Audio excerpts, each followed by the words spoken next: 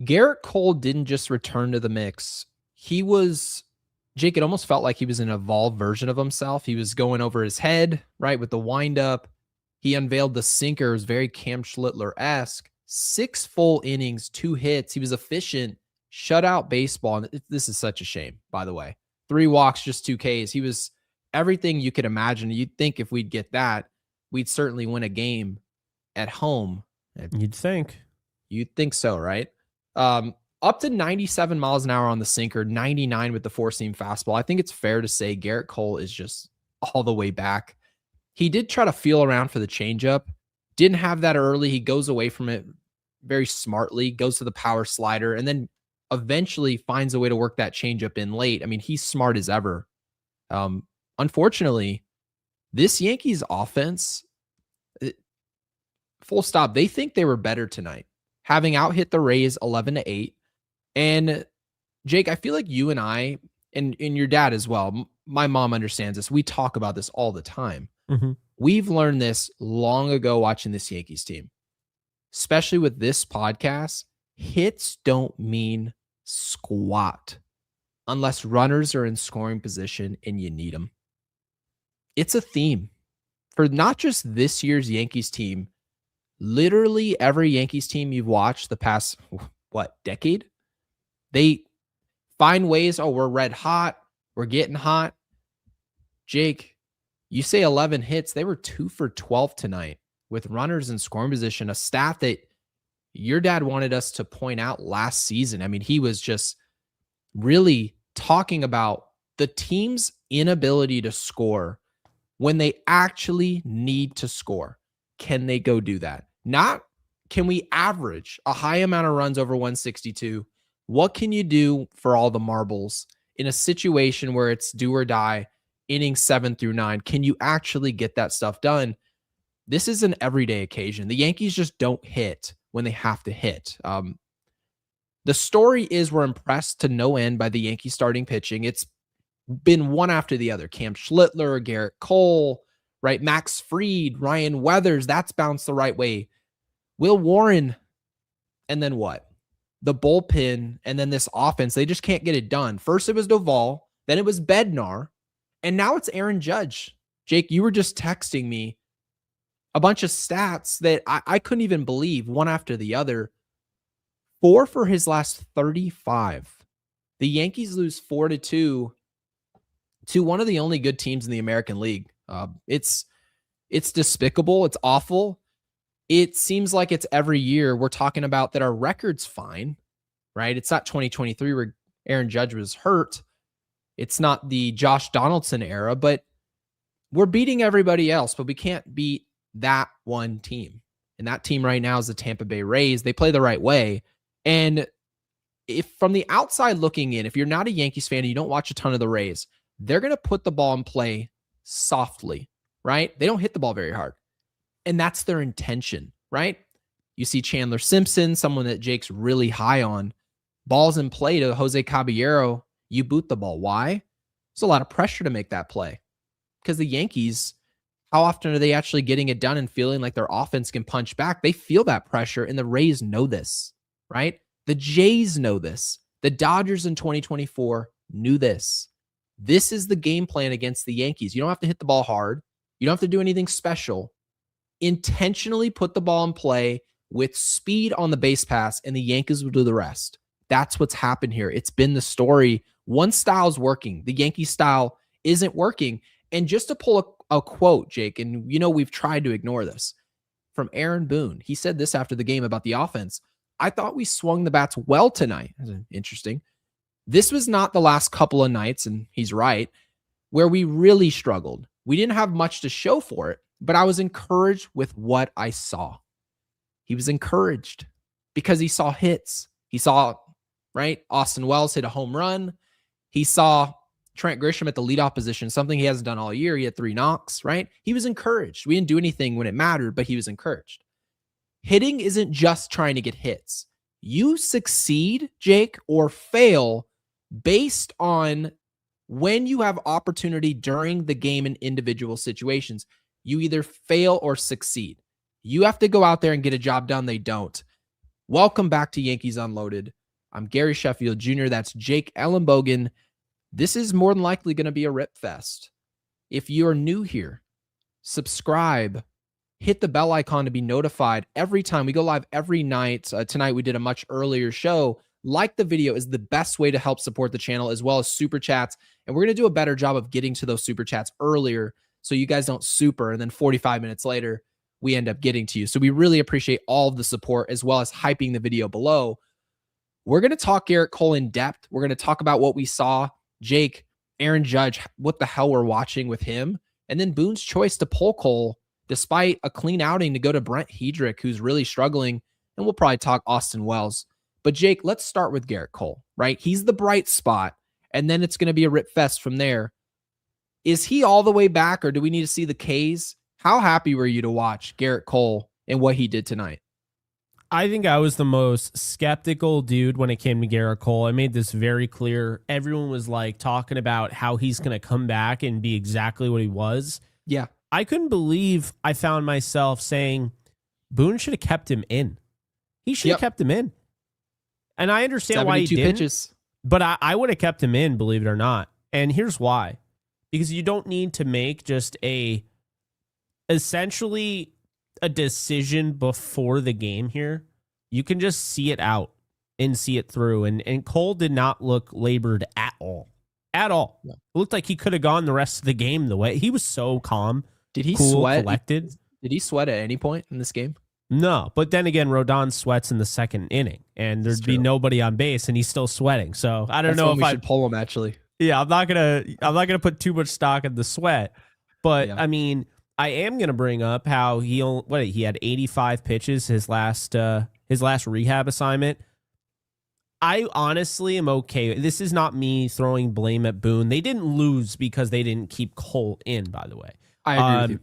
I just think that it's a really good sign. Don't take it as a negative on Boone, because you know what? You can criticize him for taking him out, but he also has the built-in excuse of this guy's coming off Tommy John. I have to be focused on, the macro here, not the micro. It's not just about today. It's about tomorrow and the next day and the next day, because we don't know. Cole looked really good today. Looked calm, cool, collected, didn't look bothered, but tomorrow he could have arm soreness. Like, you don't know. And so I think that was the smart thing. I just wanted him personally to pitch another inning because I thought it would have given them more, not because it's just entertainment at that point. There's actual baseball strategy here, because if you pitch Cole another inning, the way he was looking, he gets through the seventh scoreless. Well, guess what? Now you didn't use Hedrick yet. Now you didn't use Cruz yet. You didn't use Tim Hill. You didn't use Doval, and you didn't use Bednar.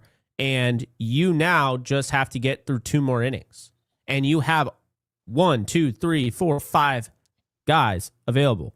I'm not talking about the burgers. So, that said, you got... Nice right, I know, you were like, ooh, 5 guys. Don't tease me with a good time. Yeah, right? But, no, when it comes to this game and the pitching, people are going to blame the bullpen. And I just don't, Gary. I look at this. Hedrick wasn't great, right?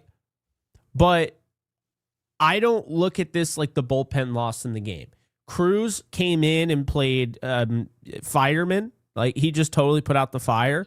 So that was great on him and got him out of a jam. And at that point, Gary, I thought they were going to win the game. I really did. When he got them out of a jam, I was like, they're going to win this game. Tim Hill comes in. I have some mixed feelings about this. One, I don't think Tim Hill pitched poorly at all. I don't. But here's the problem. He is an awful matchup against this team. Awful. Because, like you said, they actually not only are okay with it, they want to, as you put it, hit soft contact. And think about this, because I saw people getting on Caballero. He boots that ball because guess what?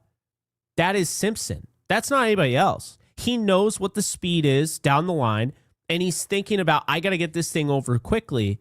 And I saw somebody in our comments section say Anthony Volpe would have made that play. No, he wouldn't have. No, he would not have. He does not have. First off, he booted a ball the other day, but this isn't to clown Volpe. It's just to remind you, I'm not saying Caballero has the strongest arm in the world. but he's got a stronger arm than Volpe.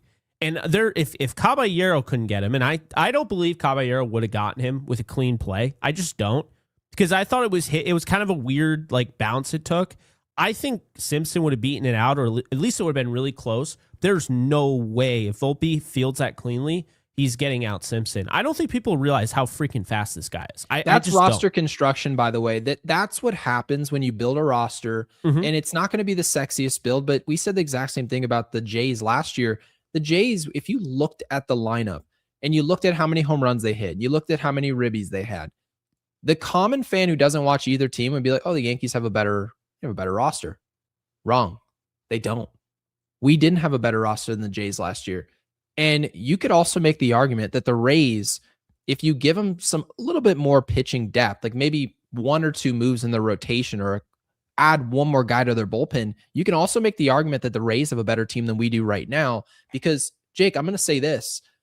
Not all of baseball is just lining up all 9 guys and comparing their home runs, ribbies, and their batting average.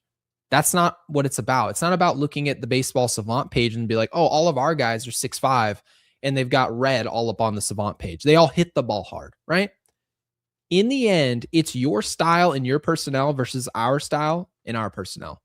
And the Rays showed up today. They did it at Tropicana Field in their return to Tropicana, and they did it at Yankee Stadium. They're showing up here and saying, yeah, you guys might have more talent. You had a mismatch in Gerrit Cole, but Gerrit Cole can give you everything you ever wanted. Shut out baseball through 6, and you still got to go to that Yankees bullpen where we're going to show you.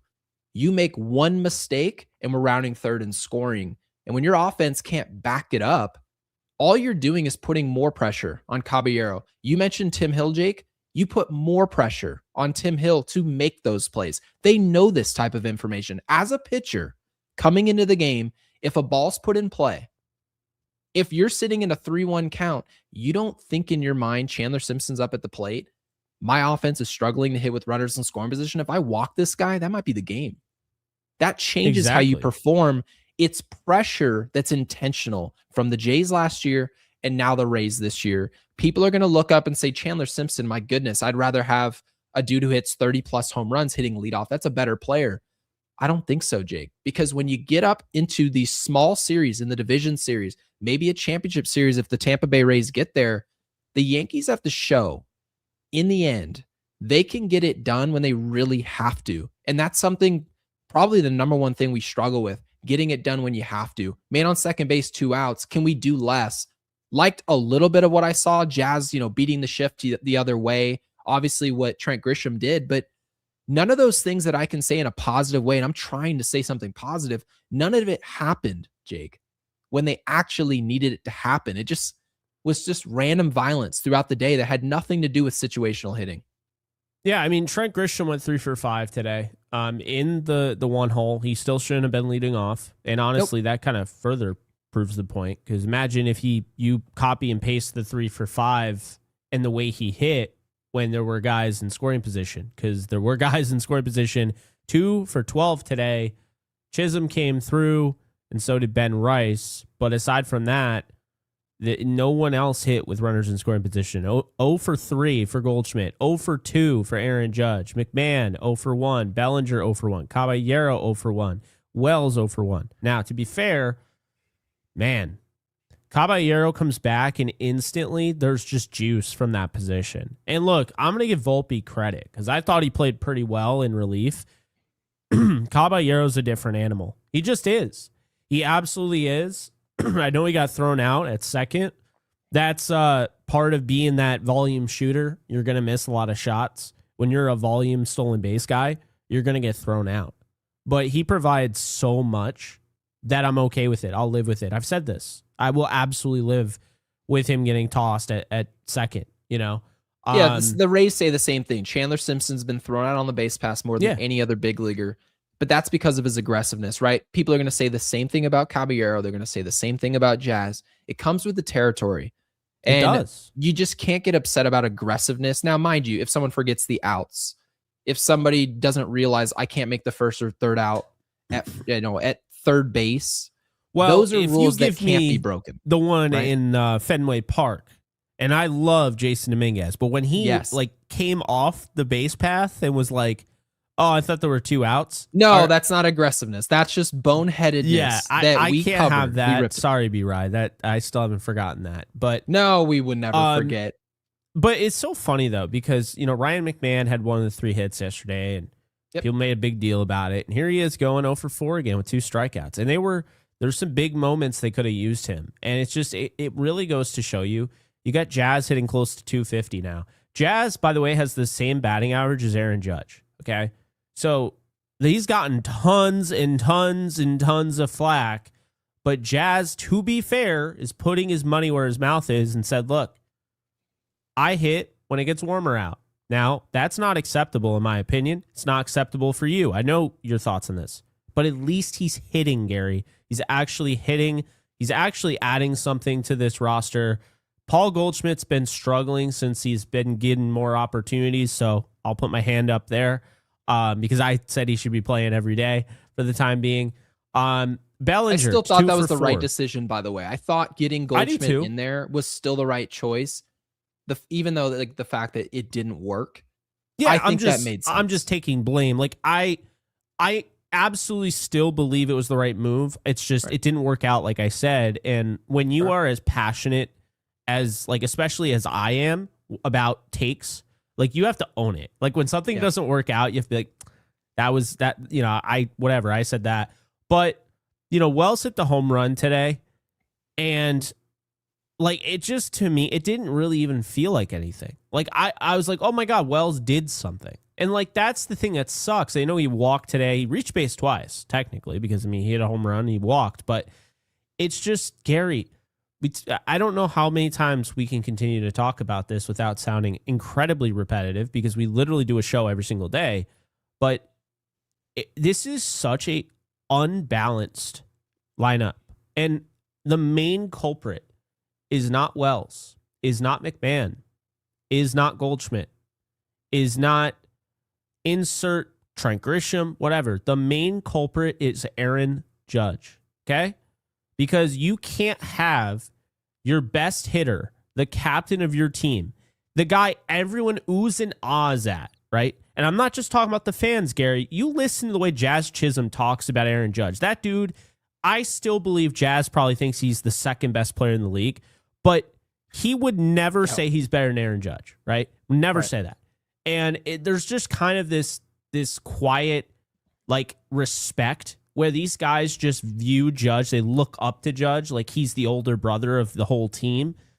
And when he has gone 11 straight games without an RBI, which is the longest of his career, by the way, and we're talking about the last 13 games, the Yankees offense has been struck out 137 times and has only scored 41 runs. And Aaron Judge, in the middle of that, has done really nothing, as we talked about, 4 for 35, a 348 OPS and 40 plate appearances.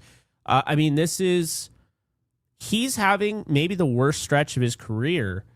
And this goes back to what I was saying when you actually were not on. And I got some flack for it. And I said, look, what'd you say? Well, here's the thing. I love Judge. I have 99 in the back. This isn't me jumping off the bandwagon. I've been a fan of him since even before he became a Yankee. I loved him coming out of Fresno State. Here's the deal, okay? Aaron Judge is 34. Mm-hmm. Anytime you see something like this, something this catastrophically bad, it's time to be a little concerned. And it's okay to be concerned, because you can live, being concerned and not make a full stance like he's washed. It's over. But it's okay to be like, hey, he's 34 and now he's hitting 245. The same time last year he was hitting close to 400.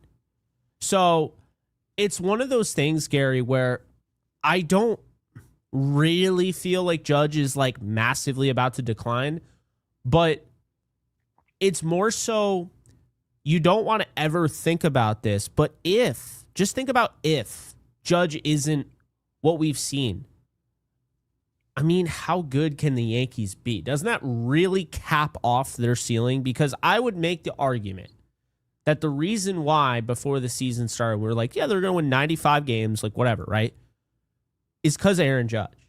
Yeah, we Judge penciled in that wins performance. you Yes. about 5 of those games. So they're a 90-win team, maybe even like 88-win team with Judge playing like this. When Judge is playing like Judge, he's winning them about 5 to 7 more games. Is that fair to say? I think it's fair to say. If I look at the rest of the team, and I know everyone's always like, oh, no, the team just sucks. Well, look at the league. Look at the AL.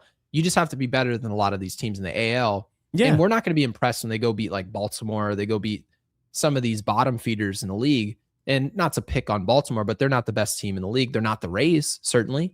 And no one's going to be impressed in our audience. Be like, oh, yeah, they beat up on all these other guys. Well, the Yankees are going to beat up on the others into being an 86, 87 win team. But if Aaron Judge plays like a Super Saiyan, he's going to essentially take you to a 93 to 95 win team. That's what happens. Super Saiyan. Yeah, and that's just the reality. And it obviously sounds so childish to say, but that is what it is. The Yankees sort of look at their situation and say, oh, we can just pencil in this guy. He's going to hit 320. He's probably going to win the MVP. He's going to hit 55 plus home runs. It's ridiculous, right? Those are steroid era numbers. And we just don't see that anymore. We don't. Not with a combination of contact, right? Batting average, power, ribbies, hitting in the 2 spot. It's never shown to you. You don't see it across baseball. And really what you're getting at here, I think it's entirely in the realm of possibility that Aaron Judge on some random year, age 34, 35, 36, we have no idea when it's going to be. Obviously, you've kind of gotten out front of this. We just don't know where it's going to be, where he comes back to just being a great player, not head and shoulders above the rest. And can the Yankees afford that to happen? For Aaron Judge to hit 282 Nope. with 37, 38 home runs, that's a really good season.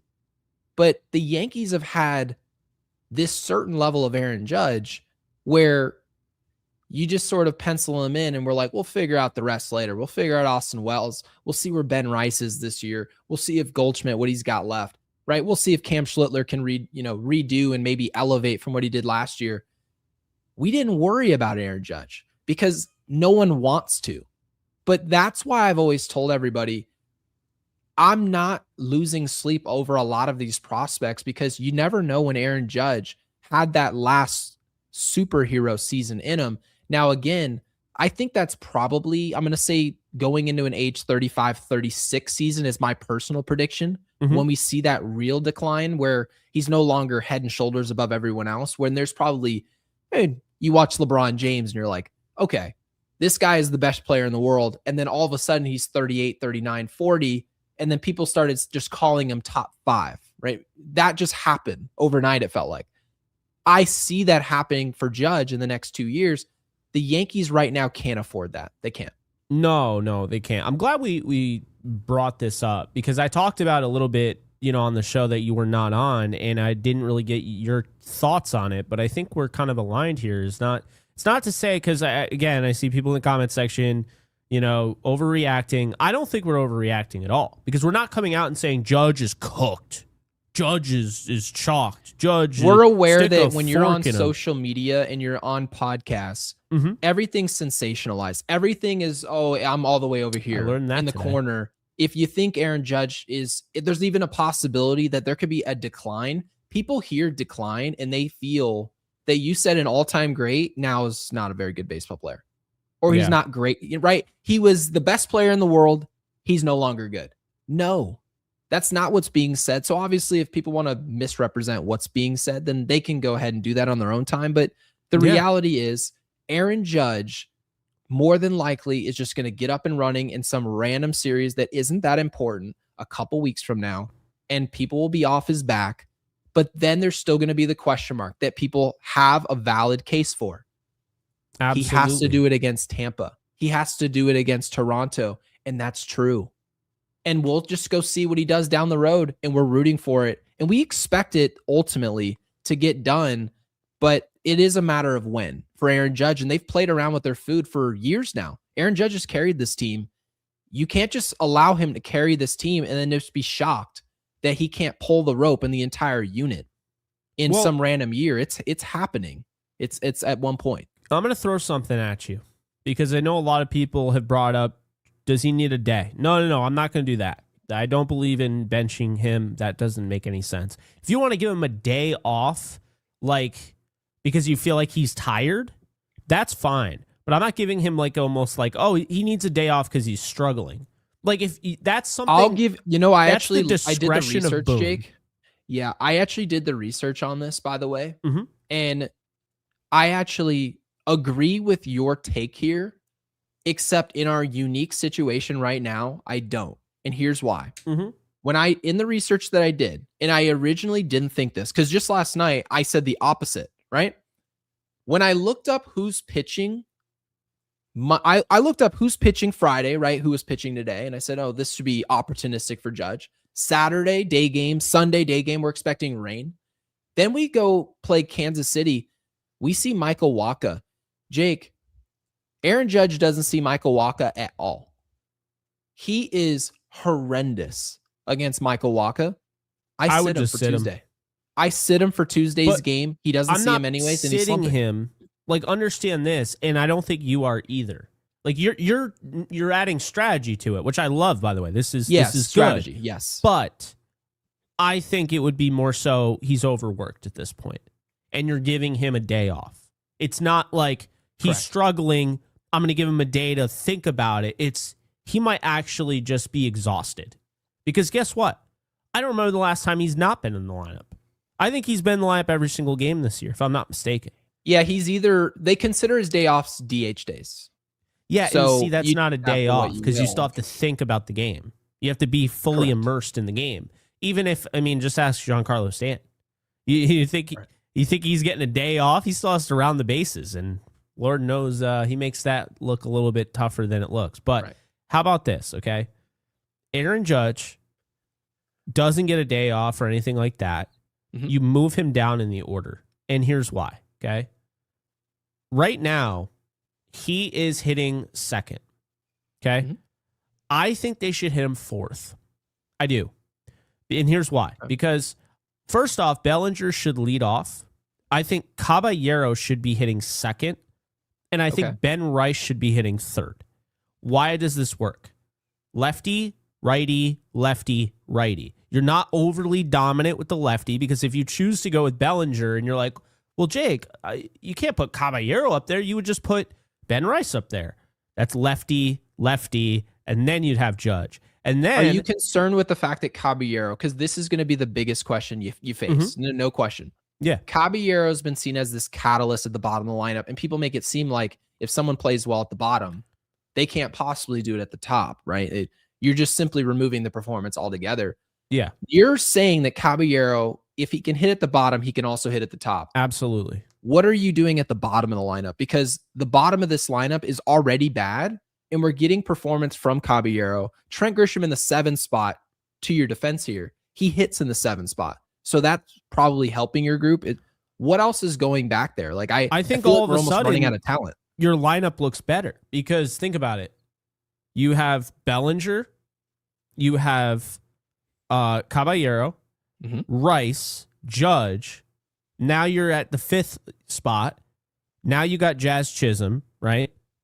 And mm-hmm. then you have Grisham. So that now you're looking at 7, 8, and 9, right?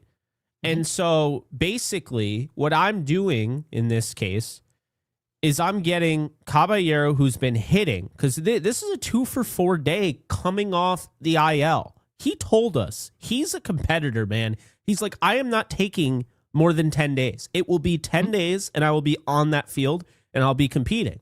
He has a fracture and he plays well right away. It's pretty insane. Yeah, immediately, right? So he goes 2-for-4, but here's the problem. He goes 2-for-4 at the bottom of the order. He goes 2-for-4 around McMahon and Wells. Doesn't help anything because they're not moving him over. So my point is if you bring up Bellinger walks or Bellinger hits a double, Caballero is just, he knows how to get on base. He knows how to hit the baseball. He comes through. Now all of a sudden, you start off the game, Bellinger double like he likes to do. When he, comes up, well, guess what?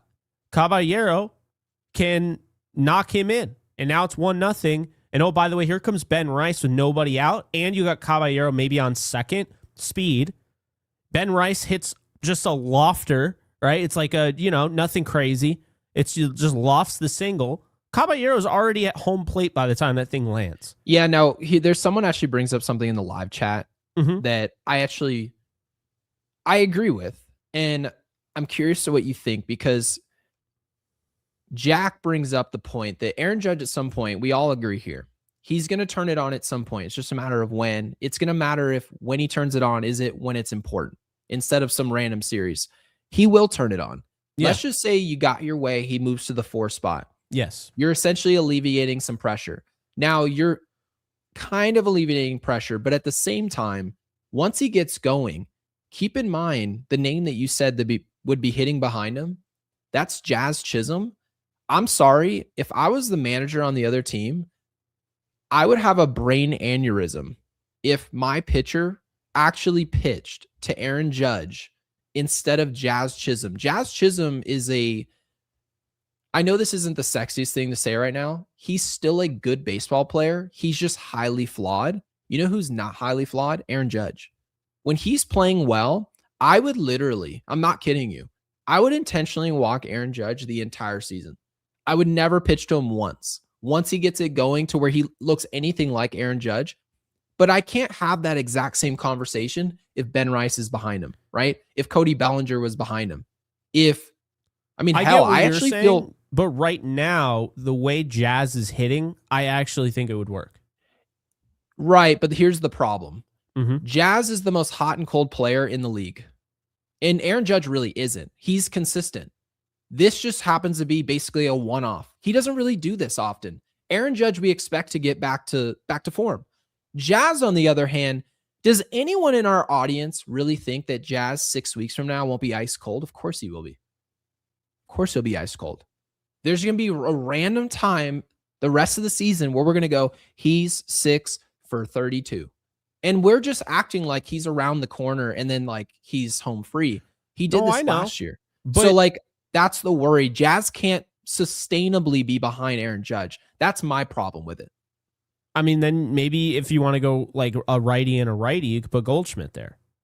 Or you could put him at Rosario. I'm not kidding you, Jake. Because this would never happen. I'm actually more fearful, and this sounds ridiculous to say. This sounds crazy. As an opposing team, if I am not a Yankees fan and I'm not rooting for this team, if I'm on the other side, I'd be more afraid, I'm not joking you, of Jose Caballero protecting Aaron Judge than Jazz Chisholm. And that has nothing to do with talent, has nothing to do with any of that. When it comes to executing with runners in scoring position or executing with guys on base, Jazz doesn't scare me. He's kind of a standalone event that's not really a situational hitter to begin with. He's just up there trying to go Yahtzee to right field. I would be more afraid of who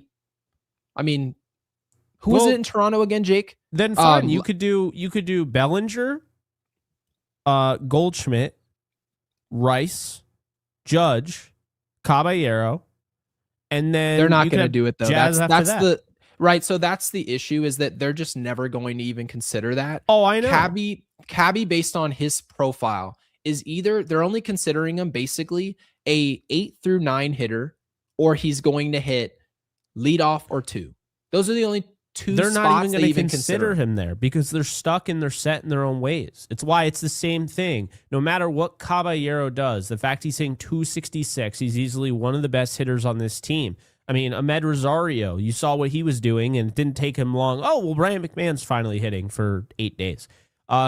Look, it's generous. I think it's so easy, by the way, to fix this lineup. It's actually really easy, because here's the thing, okay?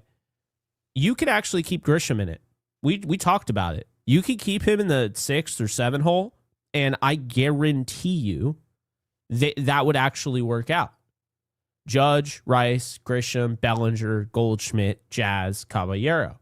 So it leads the other 2. And the other 2, in my opinion, Ahmed Rosario needs to be playing over McMahon. Now, catcher. You know what I do? I call it Peyton Henry, and I go and I trade for somebody. Yep. And I don't care. People will be like, who? It actually doesn't matter. It doesn't matter, because right now, I mean, I know Austin Wells hit a home run, and obviously the hope is he can build it up. Sell him high. I just, at this point, man, Well, at the very least, JC Escar is not an MLB catcher. He's just not. So No, did you see him the other day? He was just knocking balls down. If They're like, oh, you knocked it down. Yeah, okay. If you want to make the argument, Wells still has plenty of stuff in the tank, whatever, fine. I don't know if I agree with that, but fine. He's young, whatever. JC Escar is almost 30 years old, and he's not an MLB catcher. So, go. Like, send him to AAA, and he and Oswaldo Cabrera can work on the True Car commercials in AAA, where you bring up Peyton Henry, and now this is somebody who's bounced around the league. I want to see if this guy has any chance of doing anything. And honestly, he might be even worse somehow. But you know what? I'd like to see them try something different. That'd be impressive. If he could show up here and find a way to be worse than those two, I would honestly just throw a parade for the guy. PBR, thank you for the 2, man. He says you guys help me forget. You can't continue to do the same thing and expect different results. Yes, they can. They just lost in the division series and got mollywopped by the Jays, and they said, you know what we're gonna do as our big pickup? Gerrit Cole's coming back, and guess what? That is a big pickup, objectively speaking. But you know what it doesn't solve? Gerrit Cole can't catch. Gerrit Cole doesn't play shortstop. Gerrit Cole can't play third. Gerrit Cole can't get Jason Dominguez to stay healthy and on the field. He can't do it for Giancarlo Stanton either. That's why there was such an emphasis on this offense. We talked about this. And they're just acting like you're always complaining. You didn't click any buttons. You didn't change anything. So if somebody was, if you guys would really have to think of the logic here, if you complained last year and they just clicked the button, I'm just going to spin the wheel again. Exact same way I did it last year, except you insert one guy who was injured. Shouldn't all the same complaints be valid this season? I mean, I feel like that they are. PBR with the 2 says, you guys help me forget how this team is killing me.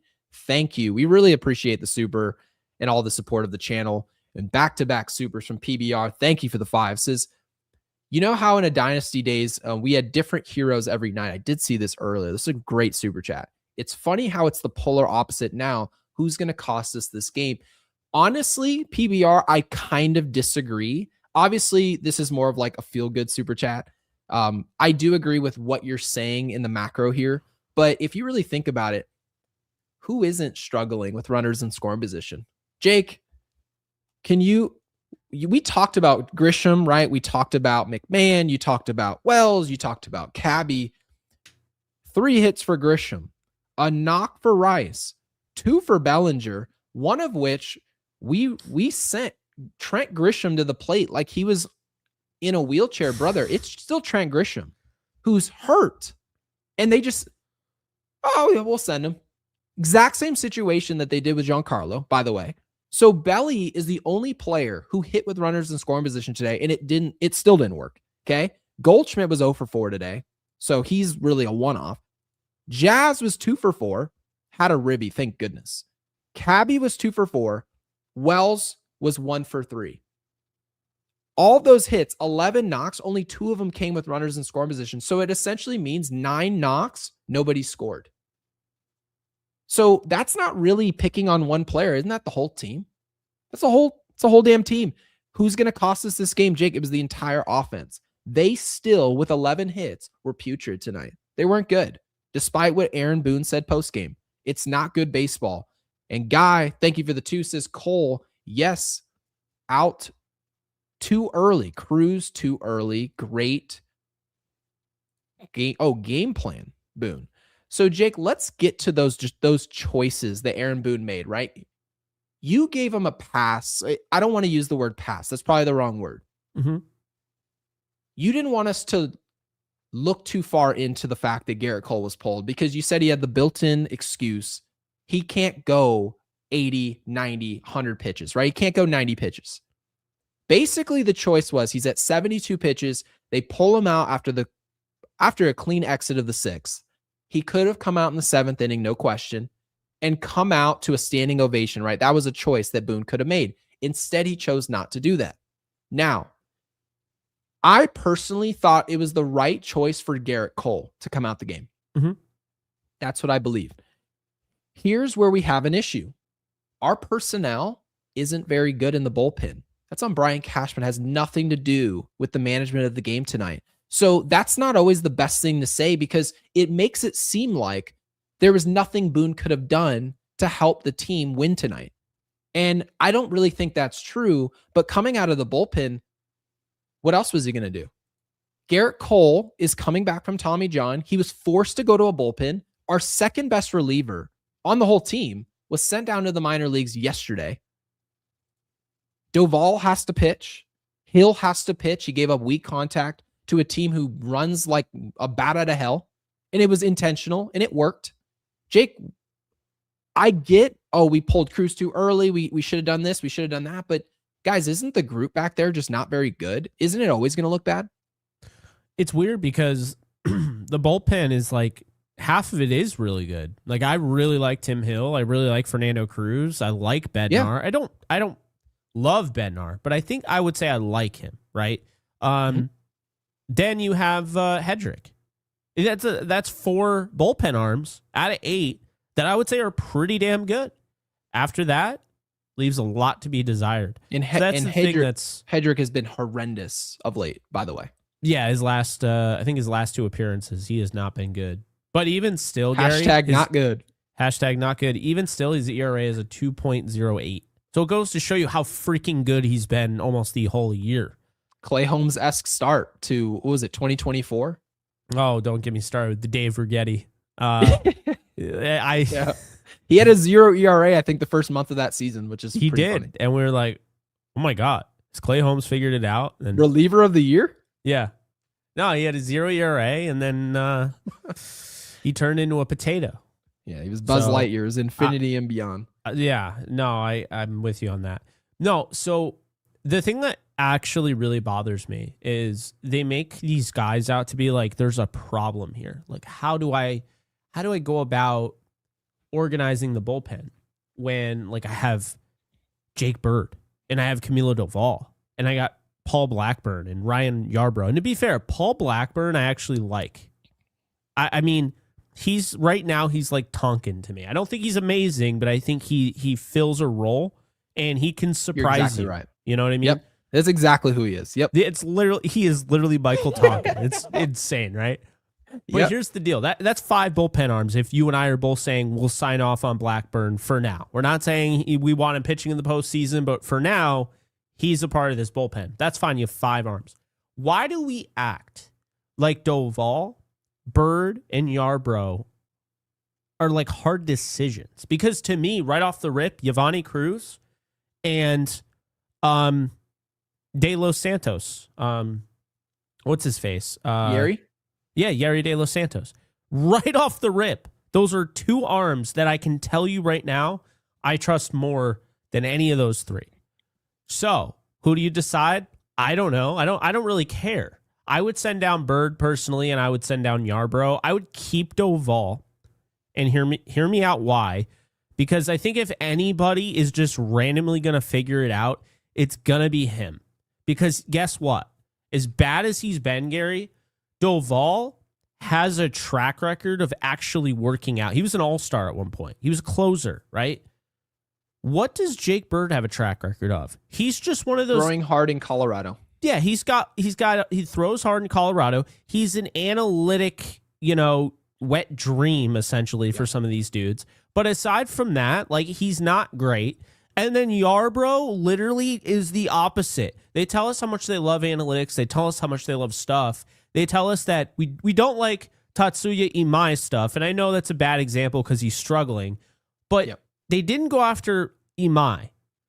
But then you're okay with Yarbrough, who's got no stuff Yarbrough is literally just throwing batting practice. That's what he's doing. He's throwing home run derby. He's out there to just eat innings that are He's Tyler Matzik with starting experience. That's what he is. He's the human victory cigar. And look, I understand that sounds harsh because he had a role for us last year and was really good in that role before he got hurt. But you know who else was? Cody Poteet. Is he not just Cody Poteet? Like, let's be real here. Do you know what happened to Cody Poteet? They traded him away, and they got Bellinger. Now, obviously, there was more to it than that.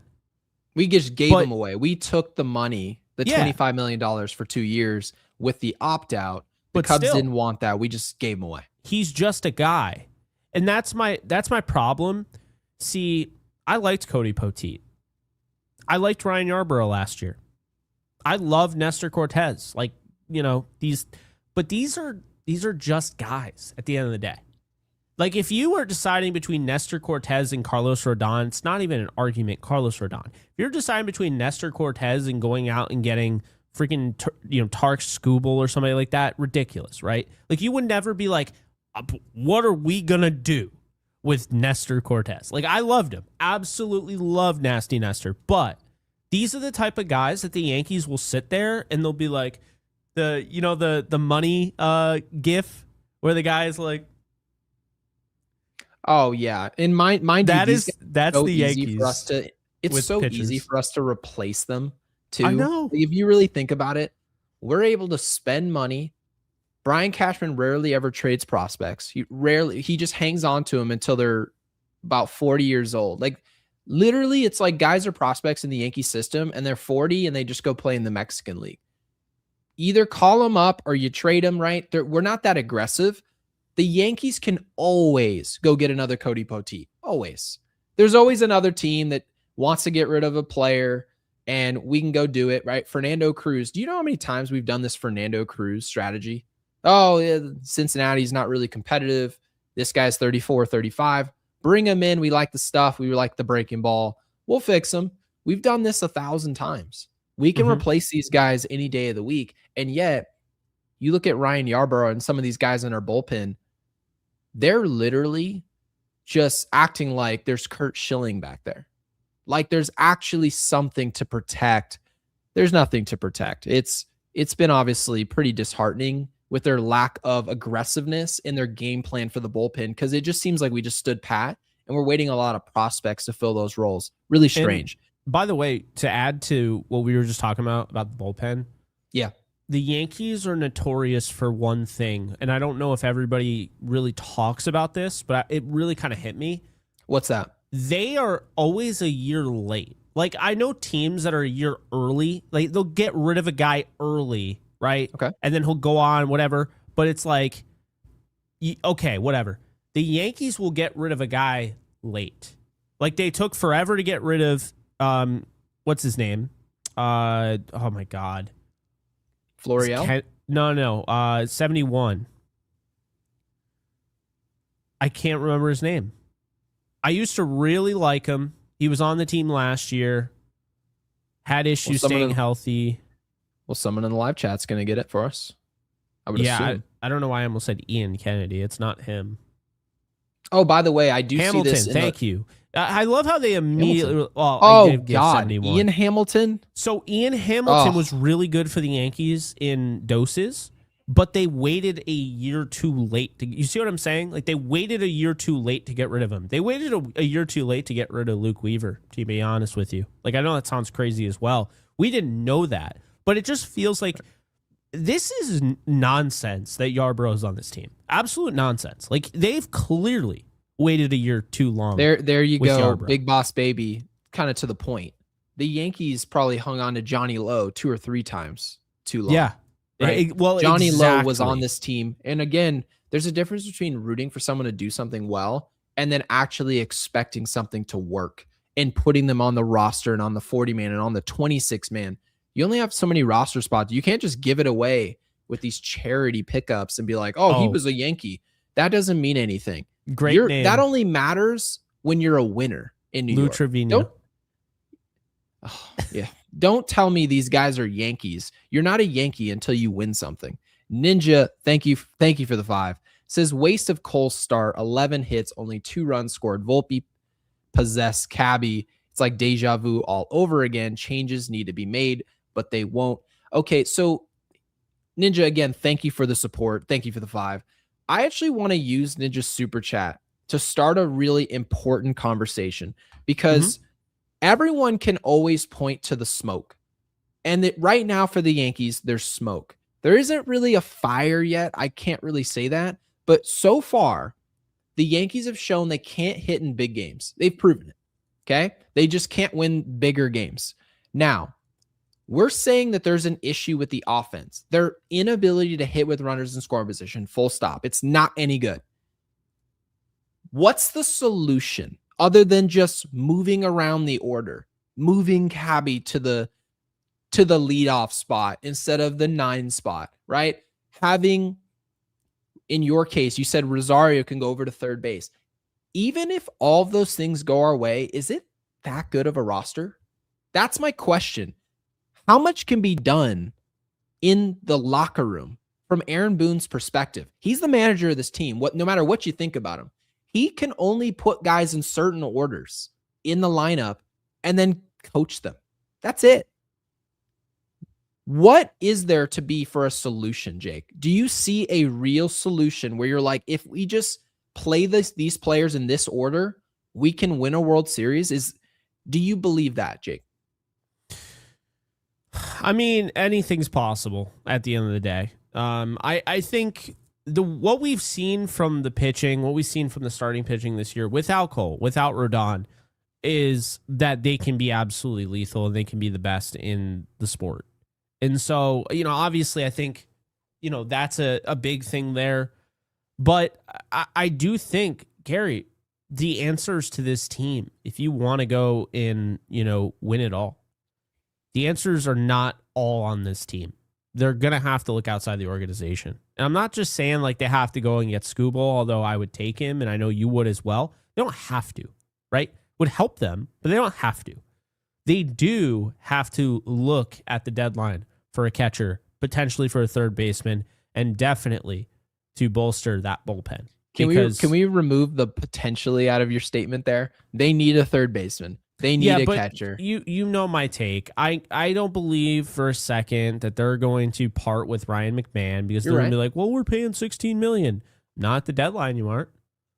Most of that money's already gone. We're talking, Gary, we're talking August 3rd. At that point, he's almost fully paid. What are you actually holding on to him for? I just got a notification on my phone that says Yankees unloaded. Is Anthony Volpe on the cusp of saving his career in the Bronx? And he's on the bench. He's on the bench right now. Dude, I have no idea what goes on with YouTube. Because I once got woke up by it was 5 a.m. And I could not sleep this one day by one of our live streams that we did 3 days ago. I'm like, why are you I don't know what goes on. So I apologize to anybody who gets woken up in the middle of the night by, an alarm to watch our show that we did in the past 3 days ago. But it's a live stream and someone's going to watch it 4 days later. I don't think so. Yeah. Where are we on the super chats? I want to make sure we get caught up here. Oh, here we are. Oh, it actually shows us a little fade there. Nice little feature from StreamYard. Thank you, Scott Ross, for the 10 bomb. Really appreciate it. He says, if you win a game 8-1 and lose the next 3 games 3-2, you outscored them, but still lost the series. Insanity is doing the same thing over and over again and expecting a different result. Jake, isn't this exactly what my point was 2 years ago? That I was just ranting on and on and on and on and on. Michael K went on the air, and I understand his theory because at its surface, it's exactly correct. Oh, well, the Jays plus minus isn't very good. So the expected win-loss should be here. And their actual win-loss is here. So the Jays are playing a little bit better than we expected them to play based on their plus minus. And the Yankees are playing a little bit worse than they're expected because of plus minus. Scott Ross, if you just keep reading your super chat over and over and over again, you'll realize why plus minus doesn't really mean a whole lot. Just doesn't. The game's evolving. People are realizing this exact situation. The Yankees at one point this year outscored an opponent 24-2. 24-2. They outscored that team. You take that plus minus with you the next weekend. You take it with you here as we sit in late May. You take it with you then too. And when you look at the plus minus, you'd be like, oh, what's the issue? The Yankees scored 24 runs. It takes most of baseball 5 games to score that many runs. But you know what the Yankees will do 2 of the next 3 days? They'll get shut out and have 10 hits because they can't hit with runners in scoring position. Scott, this is the problem with the Yankees offense. This is what it's always been. This isn't new. You know it's not new, Scott. Jake, you know it's not new. Jake, your dad doesn't think it's new. No one in our audience thinks it's new. That the Yankees don't just beat the brakes off of 3 through 5 starters, right? Aaron Judge, Jazz Chisholm, Paul Goldschmidt against lefties. We've made all these predictions with Prize Picks. Oh, Goldie's going to hit a home run today. Everyone's going to have their way today. And then we see the good pitcher, the Eovaldi, right? Or the bullpen days where we're like, oh, they've got a solid bullpen. We get shut down. We go to play Tampa, and now all of a sudden you see better pitching. Now all of a sudden all those plus minuses are out the window. Scott, this is what we're used to. And they think we're rooting against them because we're bringing up these very obvious points.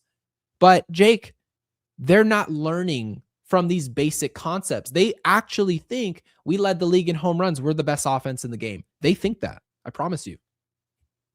Yeah. No,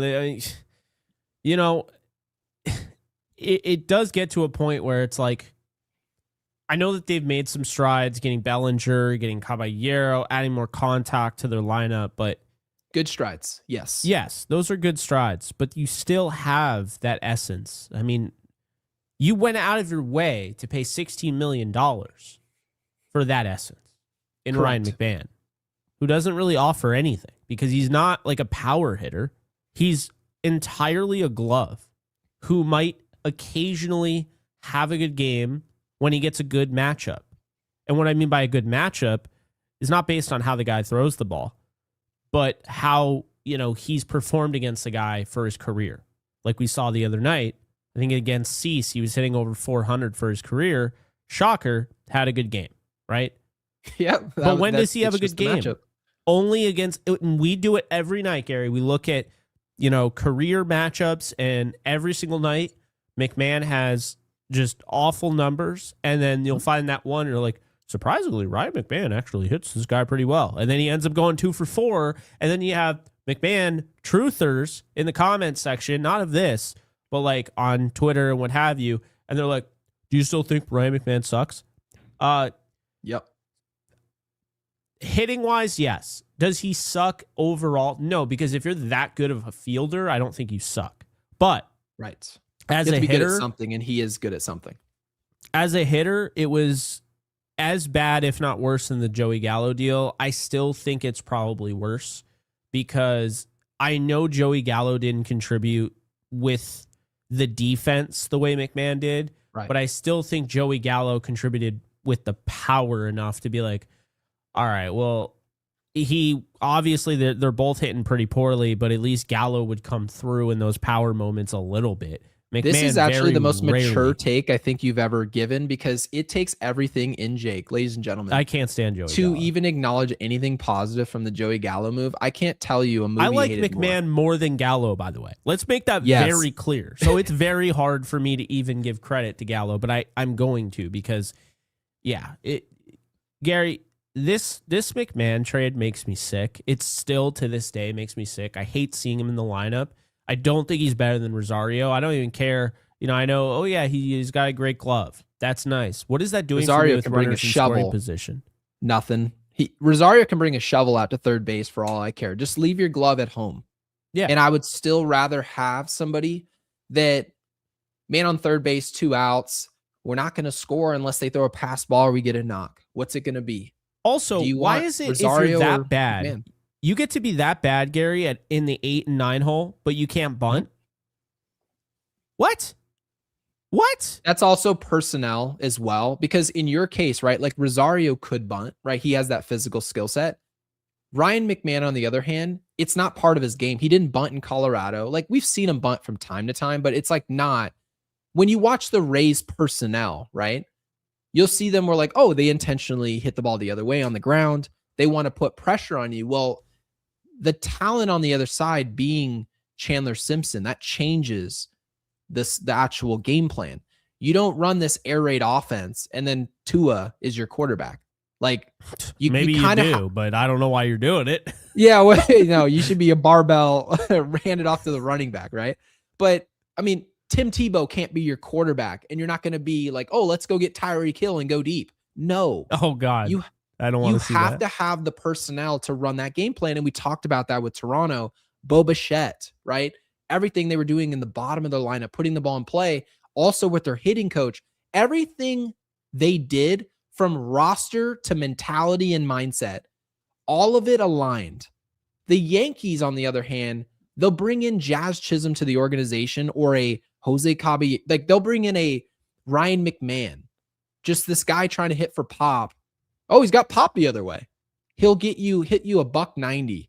They'll bring in Austin Wells in the draft and they're like, yep, we're going to try and put the ball in play a little bit more. It's like, well, your personnel says that you're not trying to do that.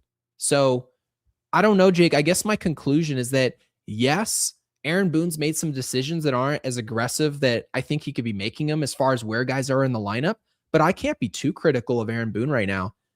Brian Cashman made a lineup where, I mean, it shouldn't be a circus every day to try and figure out who can hit with runners in scoring position. 2 for 12. What the hell did it matter what the lineup was? You guys can't hit.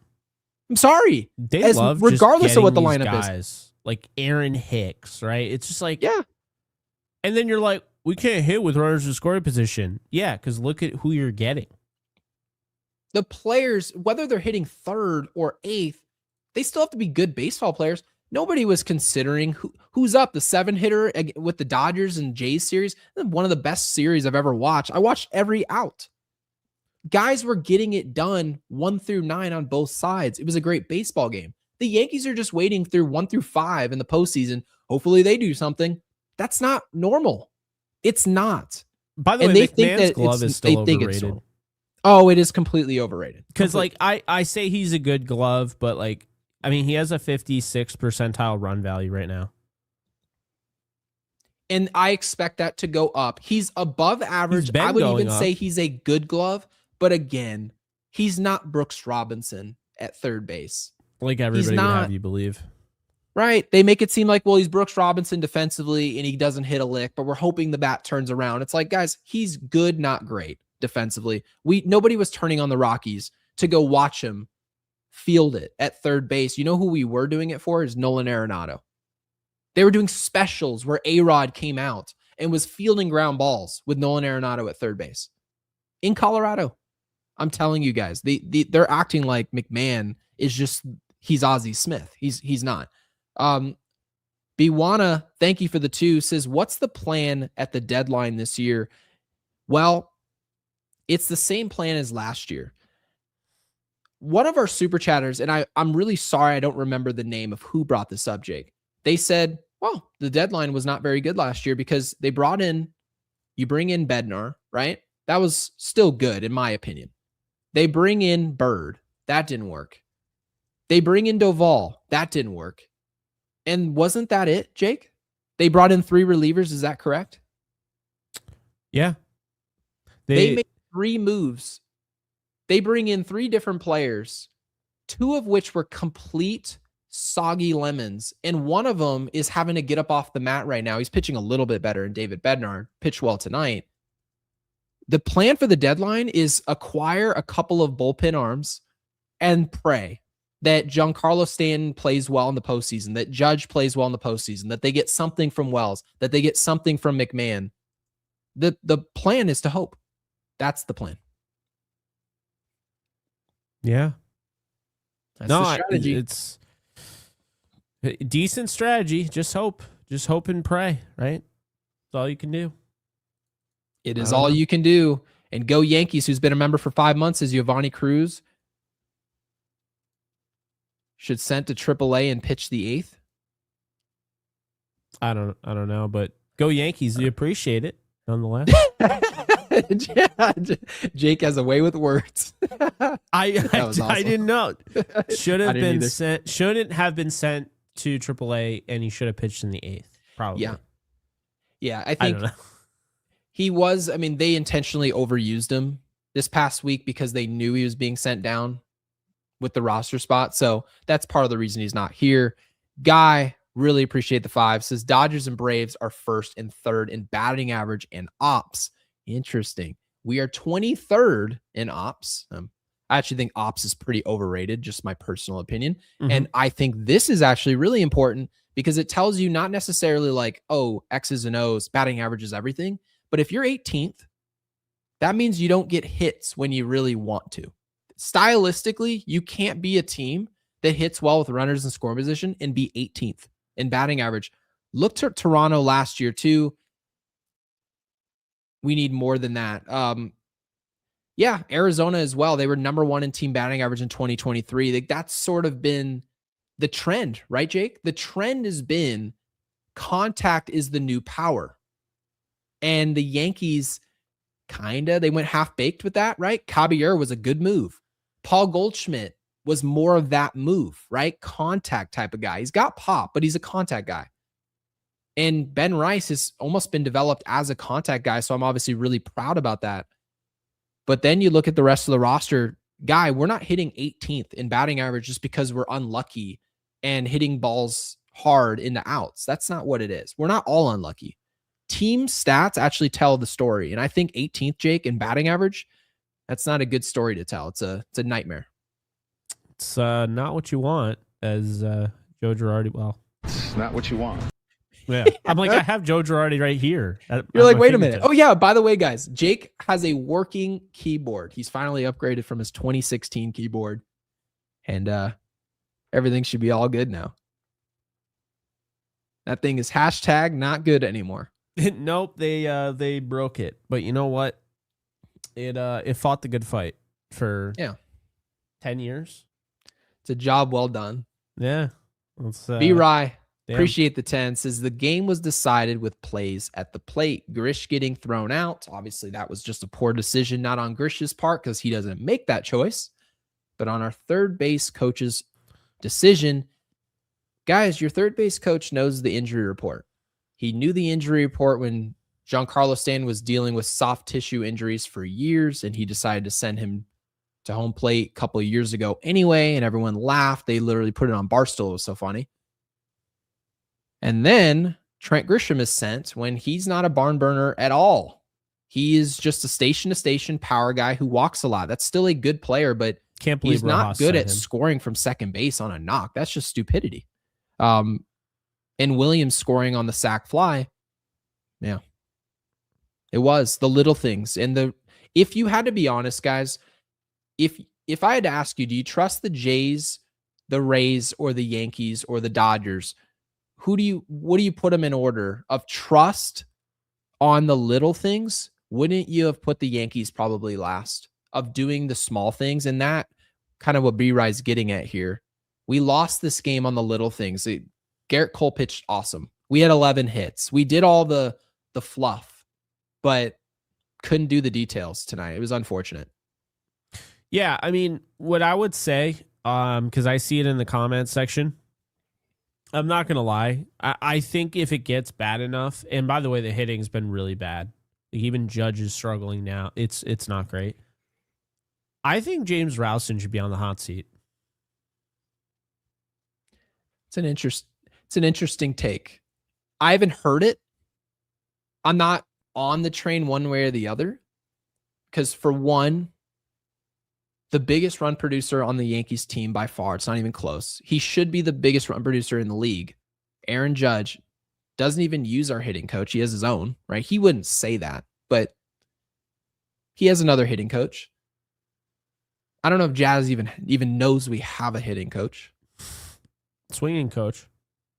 Yeah, I don't really know what to make of it. I don't know. I'm undecided.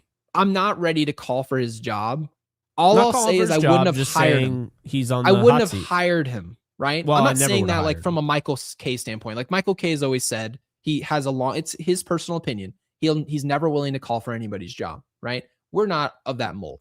But having said that, I wouldn't have hired Rausman because we know where he came from, right? We did the research on this podcast. Mm-hmm. And Jake, when you went and did that research and you said, oh, he came from Minnesota, that's the offense I didn't want to emulate. Ever. Oh, but they were just doing what we were doing. The Yankees with the home runs. Yeah, how'd that go for you in the playoffs, Minnesota? Didn't go well, did it? You got swept. No. Yep. 3-0. And they were not close, by the way, Gary. You know why? No, because all they were doing was trying to swing for the fences. That's all they were doing. That's correct. It doesn't work. And so you just don't make that hire. So you could argue that I wouldn't want him in the building, right? I think it's fair to say I wouldn't want him here to begin with. So yeah. I guess we can say we're getting to the same place, just in a different way.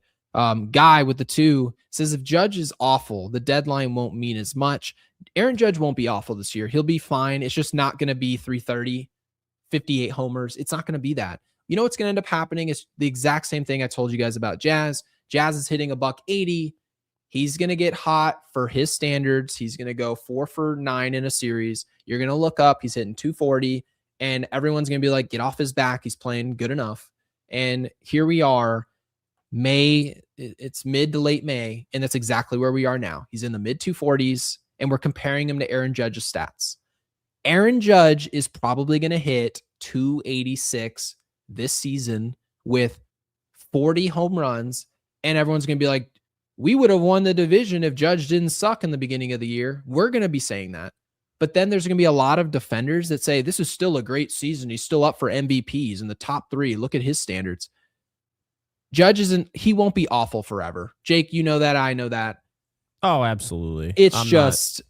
I'm not he'll be like, fine by August. I'm concerned based on what I was telling you, but I'm not like, stick a fork in him, it's over. People don't realize how easy it is for Aaron Judge to hit 40 home runs. Like, I don't think they realize how easy it is. He can be awful. Like, I would give him, he could be awful for the next 2 weeks, and then he looks like Aaron Judge the rest of the year, and he still gets to 40. Guys, he normally hits in the high 50s. Is Aaron Judge does he have a shot in hell of hitting over 300 this year? Because I think he's almost too far down now. That's going to be... I think he does have a shot. I do. You do? The season's just so miserably long. I think he still has a shot, as ridiculous as that is. Okay. I mean, I think we're probably going to see like 284, and I think he's I agree with you. I mean, what was my prediction? I'm going to say it's 48 home runs. I'm going to say he hits 286, and you said 40. I think he does 42, 43. No, I'll go 42. 42 home runs. He'll hit 280 in the mid 280s. We'll say that. I think Ben Rice is going to slow down. I think he's already kind of slowing down. Yeah. I think he'll hit like 37. Yeah, I see Ben Rice hitting mid 30s, same spot. He's not a pure power bat. He's playing at Yankee Stadium. That's going to help. He'll probably hit somewhere in the 270s, but I mean, that's to today's standards. It's a damn good baseball season. Yeah. It is. And Marion, welcome back in, our favorite Marlins fan with the 2, says Peyton Henry was on the Marlins, not impressed. LOL. Former Marlin, now Yankee. Yeah, I'll take Marion's word for it. She did say, by the way, that she trusts Ryan Weathers to pitch well. Doesn't trust him to stay healthy. And you know the one thing the Yankees actually have the opportunity to do now that Gerrit Cole's back, that the Marlins didn't have the opportunity to choose to do? Pitch Ryan Weathers in the bullpen. Because the Marlins needed the starters. So they pitched him as a starter. He's never pitched over, I believe, 90 innings, Jake? And he's already about halfway there. I think it was 90 innings. 90 innings. That is not very many innings. He's already halfway there now. So, guys, we're talking about 40 to 50 innings. And the Yankees have to figure out maybe not where to spend him, like he's going to get hurt at 90, and it's a rule. But the Yankees are aware that that type of utilization is going to matter. So, Marion, we always appreciate when you remind us and humble us that a player was a former Marlin, because it means so much. Jackson with the 5 says waiting to feast on the bullpen is understandable against elite starters, but cannot become a habit in the regular season. Well, we did that in the Jays series, right? We got completely dominated against Cease. And then Varlin, Jake, was that who you predicted we would hit? And then we did exactly that right at the end? Mm-hmm.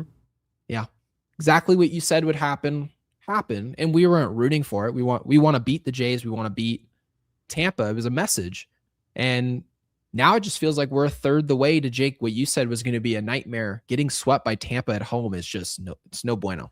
It's not good. Also, it's just, here's the thing, and this is why it really sucks to lose to Tampa tonight, because the Yankees have to make up ground here. They get 13 guaranteed games against Tampa to have this tiebreaker. They're already losing 4-0. Where are we in the standings, by the way, overall? Are we 5.5 back? I believe so, yeah. Because I think you text me where we were. They're 5.5 back now, yeah. Tampa's won 5 straight. The Yankees have lost 3. Toronto's won 3. Boston's lost one and Baltimore's won one. So I don't think Baltimore is going to be much of a player. And that might honestly be a really good thing for the Yankees because I'm not saying that they will, but Sam Basallo, they're kind of all in on. Please send us Adley Rutschman. If they're, because I mean, that's what people are saying is that it looks like Rutschman is going to be available at the deadline. Yeah. And if he is, the Yankees need to pull out all the stops to get him. I mean, get a franchise regardless catcher. of what you think about him, he looked like Yogi Berra in New York in comparison to what we've got going on. And I say that in a day where our catchers actually gave us production today. Catcher hit a home run. Yeah. Boston. I'm not being they're kind of weird. I don't know what I think about Boston. I kind of feel like they're going to turn it around, but it might be a little too late. I just think like we're looking at Tampa might actually be for real. Like they're 34-15 and they're going to be at the deadline. If we're going to Tropicana for postseason games, Jake, I'm quitting. Oh, I know. It's awful. But I'm telling you. Here's the thing, Gary. This is why any game against Tampa is such a big deal. Because of that tiebreaker. What was the thing that hurt the Yankees last year? It was the tiebreaker. 94 wins. It was the tiebreaker to Toronto. So now it's like, it's literally the definition of insanity, except, in this story, we just replaced this team with this team. Yep. So, like, and by the way, the Blue Jays aren't out of this thing. They're 11 games back now, but they just got a huge shot in the arm, winning three straight. So, because they won today. So, let's just look at it like this. Right now, the Yankees only have 13 games to play against the Rays. They are down in a 4-hole right now, okay? They are down 4-0 in this series. They get 13 games. The Yankees have to win the next 5 games to pass that and break the tie. That's the 9th game, Gary. Then you have the 10th, the 11th, the 12th, and the 13th. There's not a lot of room. Like, you see what I mean? There's really not a lot of margin for error here. Because we have to beat them. A tie doesn't work. Because based on reality here, Tampa's going to beat us in the season series. That's what it's looking like. Yeah. If they get to 7, it's over, Gary. It's over. Correct. Gone. So, because it'll be 7-6 at best. Yep. And guess what? You're in the same position you were in last year with Toronto. You're not going to get the 1 seed. You'll have the second best record in the AL, shitty AL, and you'll be playing in a wild card while Tampa gets to chill there, and then they get to host the playoff game in freaking Tropicana. And all the depth, by the way, that you mentioned, and I expect Tampa to be really aggressive on the market. More of like a Jack Flaherty type pickup, right? That LA made in 2024. Yeah. A move like that. Something like Uvalde. It might be all they need. Phases out. And right, you can make the case that that's all they need. And when you're talking about coming out of a wild card, guys, those teams, they earn the right to not have as much depth. They don't need it. They're waiting for your ass in the division series. They don't need the depth. You know the teams that need the depth? Boston and New York last year. We narrowly beat Boston with no Roman Anthony in the final game. Didn't have him. And we went and beat them with a heroic performance from Cam Schlittler and Jake. We show up and we're like, oh, we're exhausted. What next? Oh, you got to go on the road in Toronto and play the Jays. Did they need depth to come beat us? No, they've been waiting. So that's the same concept for the Rays. The Yankees have to win this division. Otherwise, they're probably cooked when you're talking October ball. Gary, keep this in mind. You know, the big thing that people were talking about was that the Rays didn't have a great run differential. That's right. Right? So, this is fluky, whatever. They're 19-5 at home. They're 15-10 on the road. Mm-hmm. They're plus 42 now, run differential. So you have the Braves number 1, Dodgers number 2, Brewers number 3, Yankees number 4, Rays number 5. So the run differential is starting to catch up, showing you that this team is actually worth their salt right now. Now, I'm just saying, like, I don't think after watching this team, the way that they operate, I don't think that they are unstoppable, but I do think they're legit. And if you sleep on them, you're going to be sadly mistaken. Now, we could very well be looking at a Dodgers Rays World Series. And I think if It's we definitely got that, possible.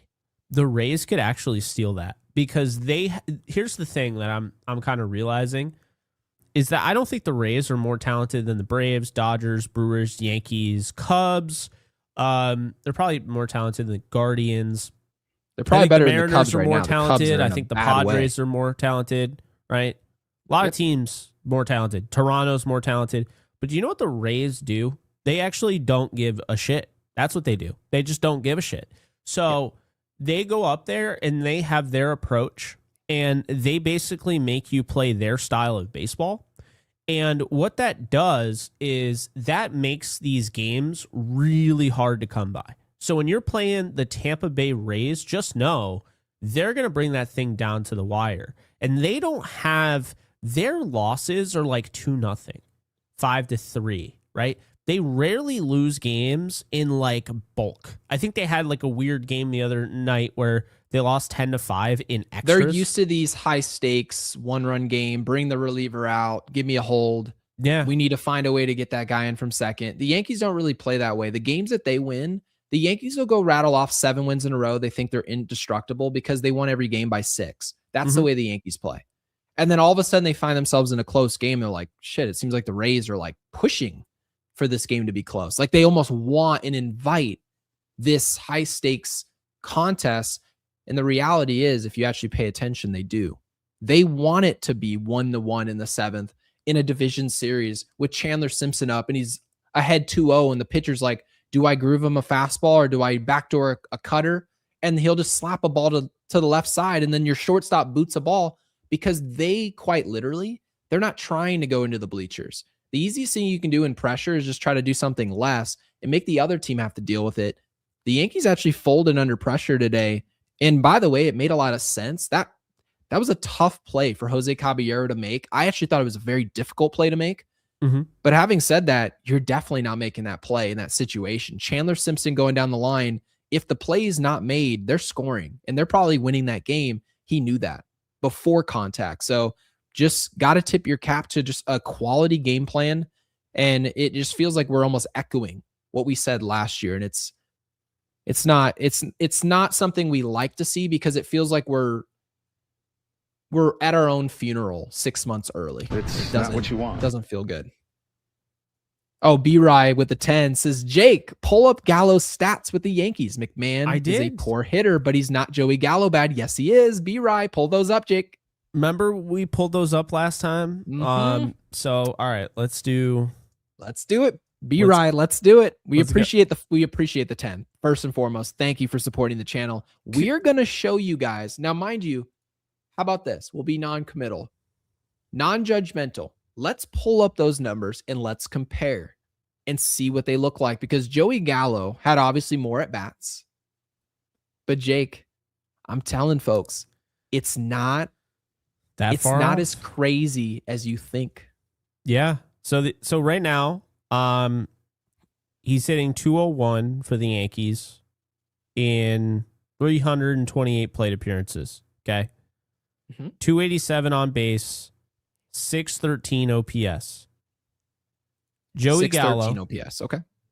in 501 plate appearances, hit 159, had a 291 on base percentage, and had a 660 OPS. So again, the average was not great, but he actually had a higher OPS and a higher on base percentage than for his Yankee career than Ryan McMahon has in his Yankee career.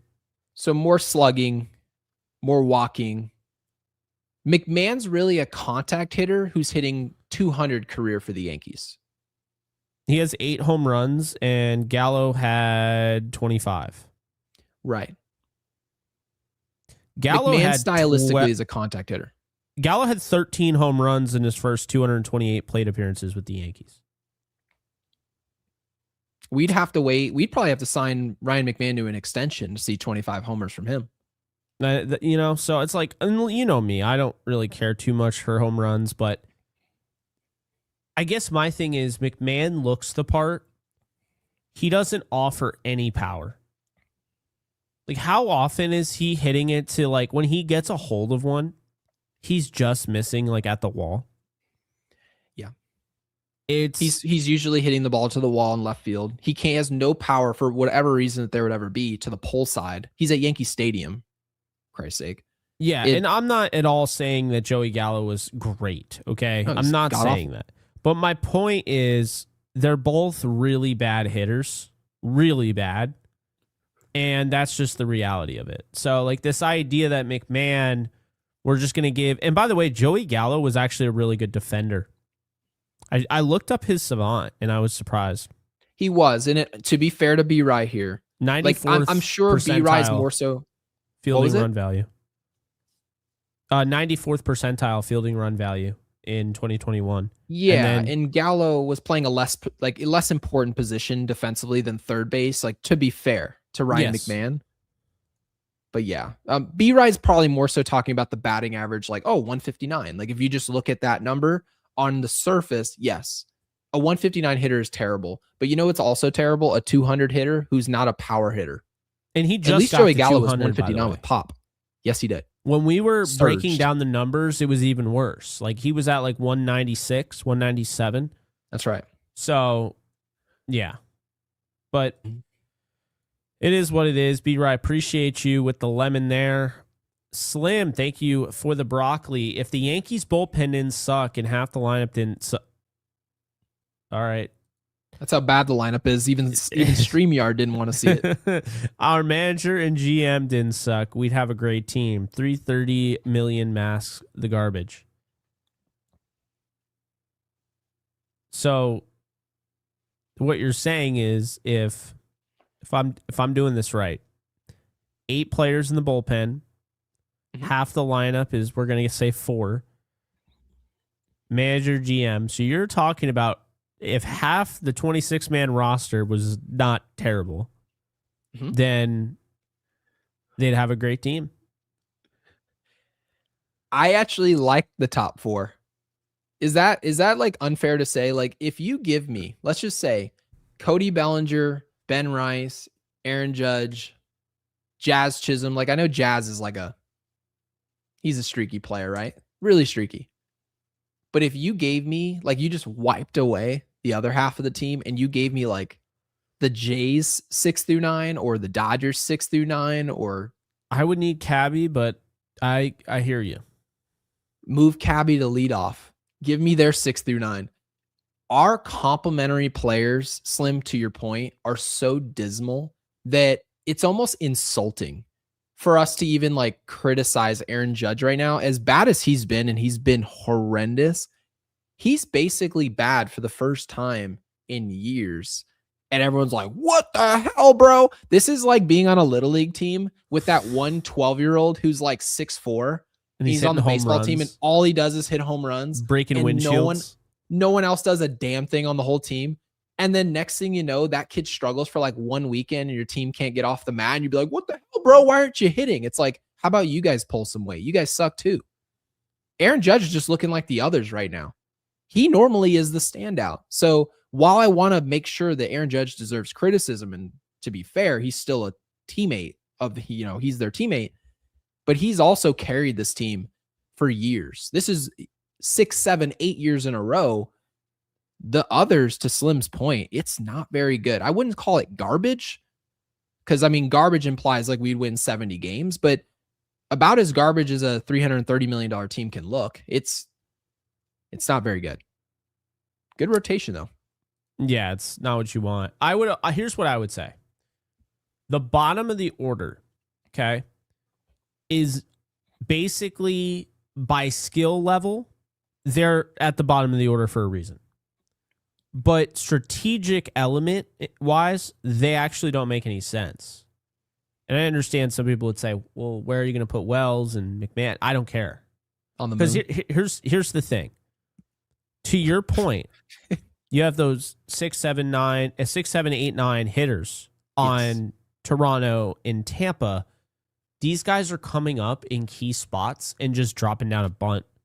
Oh, we have no outs. I'll take the sack bunt, get the runners over, or this guy can come up and he can just slap a single to left, and he knows like he's not any good. but like his entire purpose is just he's going to make contact in like the most dull way possible. And because he hits it so dull, it's actually going to fall. So like I actually think that's kind of the thing. There is 1 through 9. We've always been told number 3 is your best hitter. Leadoff hitter needs to get on base. Correct. Cleanup hitter, your 4th hitter is going to be a guy who comes up and you're cashing in. It's honestly a little bit of a gamble with the cleanup hitter because he might not come to bat until the next inning and he's the leadoff hitter, right? That's right. So there's a gamble there, but it's high risk, high reward because if he gets guys on base and you have, say, Gary Sheffield, like he's a great cleanup hitter there because he can knock in a bunch of runs. Alex Rodriguez, right? Aaron Judge. These are guys that like have the capability to be run producers, but on another level. Like they should be called something else. Run producer just sounds like a kind of copy paste thing.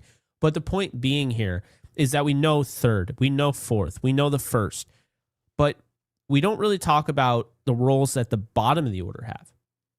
And the roles of the bottom of the order is that you really want to have utility and situational guys. So the Yankees are basically just putting guys at the bottom of the order that are just not that good. It's not. Can I ask you a question about your point here? Yeah. When you say the keyword that I'm so glad you mentioned this because this is a great point. Mm-hmm. Roles. Can I ask you what's Jazz's role on this team if you had to point it out? Jazz's role on this team, and he might not follow his role all the time. Okay. But his role is he is going to get on base and create havoc with his speed.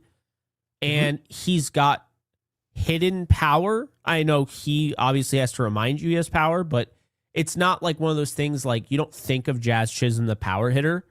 Regardless if he's hitting home runs or not, you look at him and you see a line drive hitter who's going to get on base. He could even start off the inning with a triple, but the point being is it's his dynamism that he brings to the table.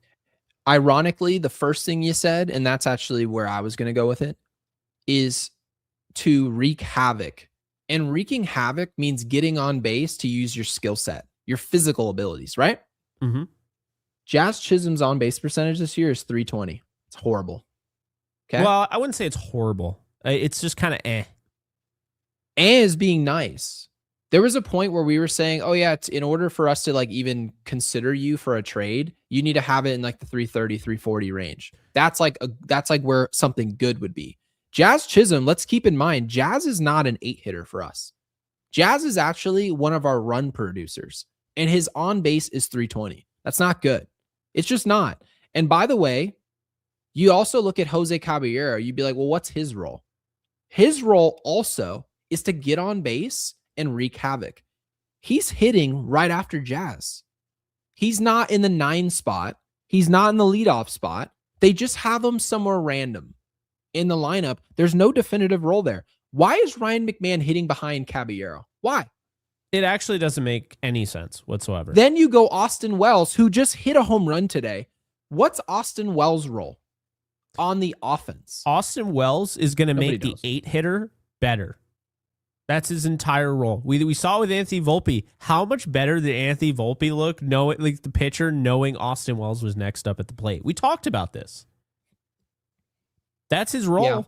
By the way, Slim, you're right. Slim, by the way, wants to add to his super chat here by also supering again with the 5. Slim, first and foremost, thank you for all the support. Says, disagree. We're 100% a 70-win team without the high-priced stars.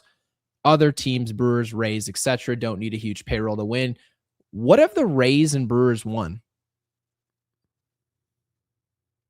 Other than nothing. The Rays and Moneyball approach, by the way, is here's why the Rays and the Brewers don't deserve credit the way that people think they do. And Slim, this is why I'm going to say what I'm going to say. Jake, you actually brought up this point a couple weeks ago, and I thought it was brilliant. Thought it made perfect sense. We were talking about the draft. First round draft selections, where the majority of the talent comes from, by the way. There's talent in all types of rounds, right? Bellinger, 5th round, right? Cam Schlittler, they weren't number 1 overall picks. There's talent out there, no question. It's much easier for the Brewers and Rays to develop talent because they have to. Do you remember when we just sent down Spencer Jones? He doesn't Yeah. get sent down with the Rays. You know why? Some people would be like, oh, it's because they're smarter. They would just play him. It's because they have to. They just don't called up have the Victor opportunity. Mesa. You see that? No. The Rays just called up their prospect. Right. So my point here is the Rays are in the middle of a race, and they're like, well, we want to call up somebody because we have to. They can't go out there and spend $22 million, right? They might have a new ownership group and eventually might spend that money, and all the power to them. I'll root for them to do that. But to sit up here and be like, oh, the Brewers, they develop talent and they're not spending $200 million. It's like, yeah, well, the Brewers also aren't winning anything, and they have no chance to win anything either. They don't win. So I understand what Slim's saying. We can use our payroll as a crutch, right? You can sort of just sprinkle around money to Grisham and all these different players like McMahon to be good defensively, but he can't hit a lick. You can spend money on Rodon, Fried. What would the Yankees be with no Rodon, no Fried, right? None of these guys, like no Grisham last year spending the money. Yes, you can make the argument that it brings the baseline down for Brian Cashman and the Yankees. No question. Easily an argument. But all that we would see, Slim, is that the Yankees every 6 to 7 years would have a good baseball team that wins 95 games, and they'd go, oh, Brian Cashman's doing such a great job. Look what he's doing with a low payroll, and look what the Dodgers are doing. They win 94 games, we get to the postseason, and they kick our ass. That's what would happen. So, yeah, Slim, I get what you're saying. If this team removed all their high-priced players, yes, they'd be a bad baseball team, but overall, the Yankees also, let's not overlook what they've done in development, not out of the first round. They don't select in the first round at the top the way that some of these teams do. It's true. Cam Schlittler, Ben Rice, all these guys were developing. They're actually developing talent, and we'll just ignore it and say, well, it's because they're spending a lot of money.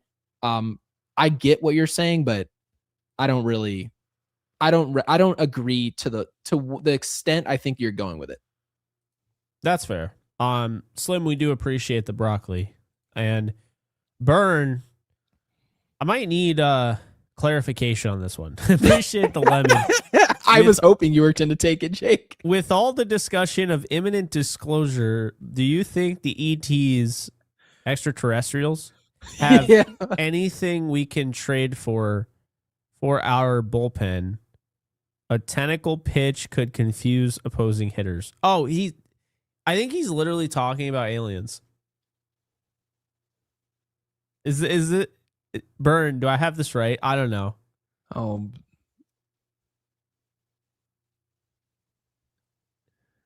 imminent disclosure, extraterrestrials. I'm not sure. Yeah, did I get that right? Sure. Yeah, and I'd really hate for you to waste the $10. I mean, neither here nor there. You're supporting the channel. We really appreciate it, and of course. And then we Big do have Boss Baby Bomber says we already have the Martian anyway. Yeah. My goodness. He's Jason Voorhees, no longer the Martian for me. Yeah, but Burn, if you can expand on that, if you're still with us. Yes. If not, Godspeed. But I know it.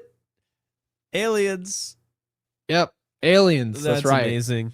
The tentacle thing was like, I was trying to understand, then we got to the tentacle and I'm like, what? Yeah, Alex says we've gone full circle back to Thesaurus unloaded. Oh my God. My mom said I thought it said testicle pitch. Yeah, Mom, we have no testicles. The Yankees have no balls. We just are ballless. Mr. Clean is wondering why the hell. Oh, you didn't say it, but why didn't the Yankees trade for Mason Miller? Did you feel like we had the stock to do it in the first place? Like, even in hindsight, do you feel like we could have gotten it done? Yes. I think they had enough in the tank. I just don't think that they were ever going to consider it. Because to get Mason Miller, they would have had to give up Lombard Jr., ERC, LeGrand, Spencer Jones, Dax Kilby, and probably like one of Cam Schlittler or Ben Rice. Is it odd that I would have done that trade if it didn't have the literal last two names you said? Because you said one of, right? Yeah. If all of those prospects went and I got Mason Miller, I actually would have accepted it. However, what matters about that deal is what you're going to do next.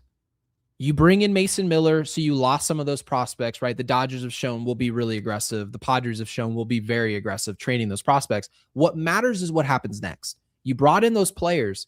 You now no longer have that surplus of talent at the system level. If you're a big spender, you can just go spend $20 million and that talent is right back in the system. The Yankees don't move that way. So, Mr. Clean, if the Yankees went and made that move, you trade position players. God forbid a free agent shortstop comes to the market, or you trade a big time starter out of your system. The Yankees don't look at it and be like, well, let's just trade that big time starter. We'll get Tarek Skubal the next offseason. They don't operate that way. They don't. So whether we got Mason Miller or not, the Yankees don't have the balls to do what comes next. So I think in the end, we would have been unhappy regardless. Yeah. I wanted Duran because I didn't think Mason Miller was even available, Gary. We thought he was too good to be available. And I mean, I don't know what the A's are thinking, to be honest with you, because it's like, I think they made a mistake, if you ask me, because it just feels like they didn't trust themselves enough. But where they were at, I kept telling you, Gary, the A's are fun to watch. They're a fun baseball team. They got a lot of young talent. I don't know why they traded him away. Leo DeVries is not contributing to this roster right now.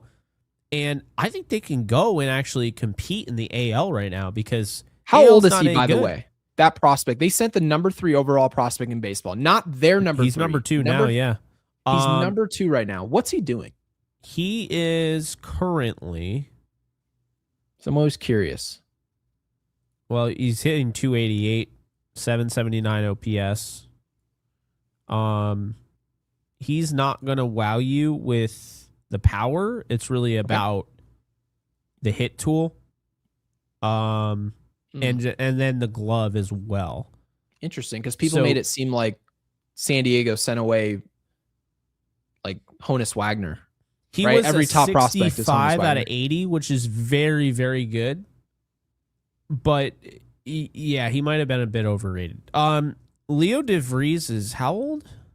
I'm looking it up right now. He was really young when they traded him. He's 19. So I think that's really what it is that his current grade is a 65 out of 80. But I mean, he's 19. And he's years and years away. That's probably what the A's were thinking. We're moving to Vegas in a couple years. Let's go get this 19-year-old. Most other people are worried about the arrival of these prospects, whereas the A's are probably one of those teams where like 2 years from now, great, we'll see you in Vegas. Yeah, I just think that they sold themselves short is what I would. That's exactly how I would put it. Because, I mean, you look at the A's right now, and they're winning their division, you know? And if you had Mason Miller, I mean, I think you're probably a 30-win team instead of a 26-win team at this point in time. Yeah, you know? By the way, I want to actually refute this completely because it's impossible to know whether or not a team won the trade until the player shows up and proves he's a star. And by the way, San Diego can still win the trade if they go win something. We went out there and won the trade with Gleyber Torres and Aroldis Chapman, right? The Yankees got more value. They got a position player for years to come. The Cubs won the World Series, not us. So, by the way, you can look at it that way as well. I think my point is fully backed up by the fact they don't even have a closer. Hogan Harris has 4 saves. Joel Cunell has 4 saves. Mark Leiter Jr. has 4 saves, and Jack Perkins has 3 saves. They don't even have a closer. By committee. No, by committee. So, that to me, I feel like they... And, I mean, if you ask them right now, I think they probably regret it. Because I think that they really kind of sold themselves short. I said it, Gary. I said, look, this team is good. Like, they're going to be interesting. They're not going to make the playoffs this year. That's what I said last year. But they're going to be a fun team down the stretch to watch. And sure enough, these guys just continue to develop. You look at the pitching there. You know, with that organization, with Severino and Springs and, even Savali's pitching well. JT Ginn is pitching really well. And then, of course, the hitters, right? Because A's unloaded. You know, A's unloaded. You got Shea Langoliers, you got Soderstrom, you got Kurtz, you got Wilson. They added McNeil, Rooker, Lawrence Butler. Like, Max Muncy. They got a lot of pieces. So, yeah. They wanted to add to it at the position player level a couple of years from now. So it's an interesting play. I'm not going to draw any conclusions. I think if San Diego gets close enough to the World Series where they think they have a legit shot, not leaving in the division series, that's a joke. But if San Diego comes out of the pennant, or they're in the championship series and they're in game 7 and Mason Miller's on the mound and has an opportunity to close down that series and it doesn't work out, now you can say, okay, like maybe the A's won the deal. Now you still have to see what it looks like in Vegas. But sometimes you have to wait 6 or 7 years to even figure out who won these trades. But a lot of times for these major markets, San Diego will just be on to the next star by then. 3 years from now, San Diego's usually one of the more aggressive teams in baseball. You can get rid of those prospects. Everyone's like, remember what are the Dodgers going to do? Getting rid of the number 1 prospect in baseball. What was it? Minaya behind the plate? Oh, who was that? Diego Cartaya. Oh, what are they thinking? And here we are 3-4 years down the road. And they're like, Kyle Tucker, sure. Tarek Skubal, we want him. Right, we're gonna get Ohtani. Everyone could have probably seen that one coming. We're gonna offer, except the Angels, apparently. Except the Angels, they're the only teams. Those nincompoops. Anyways, there was actually something you brought up pre-show, and I cannot miss this. I want to put it up on the screen. Yeah, and I think it was from our live chat, and it was something you said. Okay. Now, mind you, this is from B-Rye. He said the Yankees are not fun to watch. They are Jake, boring as hell. Can you expand? This is your opinion, right? Mm-hmm. You and B-Rye align here. I completely agree, but you said this first. What is unfun to you about the Yankees right now? Or in general? Even guys that I like Paul Goldschmidt isn't like an exciting player. Right. I mean, I don't want to watch him run down the first baseline ever again, trying to beat out that double play the other night. Yeah, don't want to ever see that. Fasciitis run. Yeah. Austin Wells, not an exciting player. Ryan McMahon, not an exciting player. Okay. Who's exciting? Grisham's not exciting. So who's exciting on this team? I'd say Jazz is exciting. Jazz is exciting. Judge is exciting when he's not striking out every time. Rice is exciting. Bellinger's incredibly exciting. And I would say Caballero is incredibly exciting. How many players did you list there? 1, 2, 3, 4, 5. So 5 out of the 9. So half of the 9, basically. B-Rye agrees with me, I know, because I would say this team's missing the athleticism of Jason Dominguez, the spunk of having like a young, homegrown talent to really pull for. Spencer Jones was that talent. I don't care how much he was struggling. His at-bats were fun to watch. The swing, it's long. He's going to have to figure that out.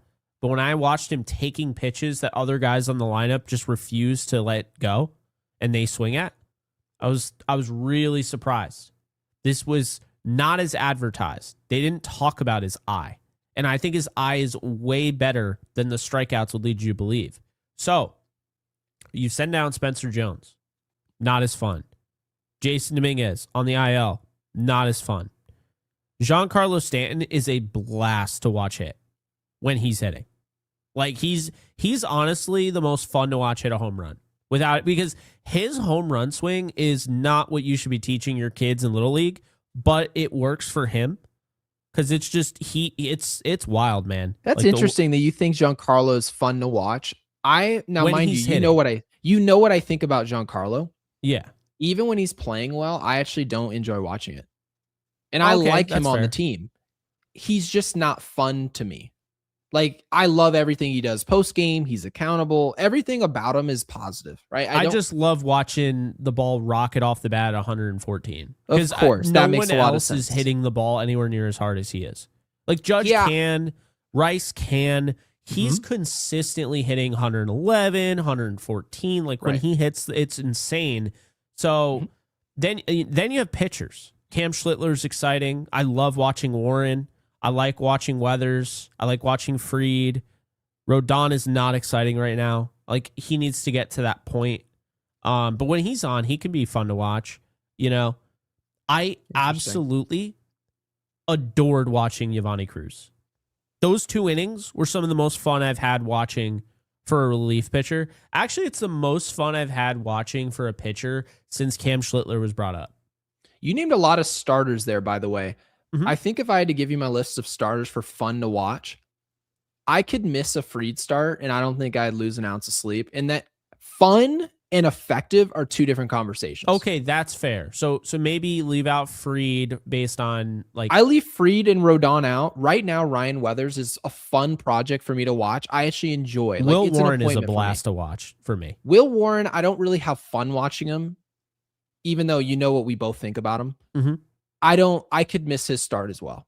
Right now, considering that Ryan Weathers is more of like a project from Miami, and I have like it feels like I have a horse in this race because I said it was going to work out. So that's probably why it's a little bit more fun. For me, the appointment TV is Gerrit Cole and Cam Schlittler. That's appointment TV. Yeah, I want to Gerrit watch Cole, it. definitely. I It's forgot fun. to mention him. Yeah, but I mean he just got here, right? Yeah. So yeah. that part to me Bednar's is not fun. He's not a fun watch. Like It's a labor watch. Yeah. When Chapman first became a Yankee, he was a blast to watch because you're like, I've never even seen a Yankee throw this hard ever. Like what even is this, right? And Luke Weaver, when he became the closer, was a really fun watch.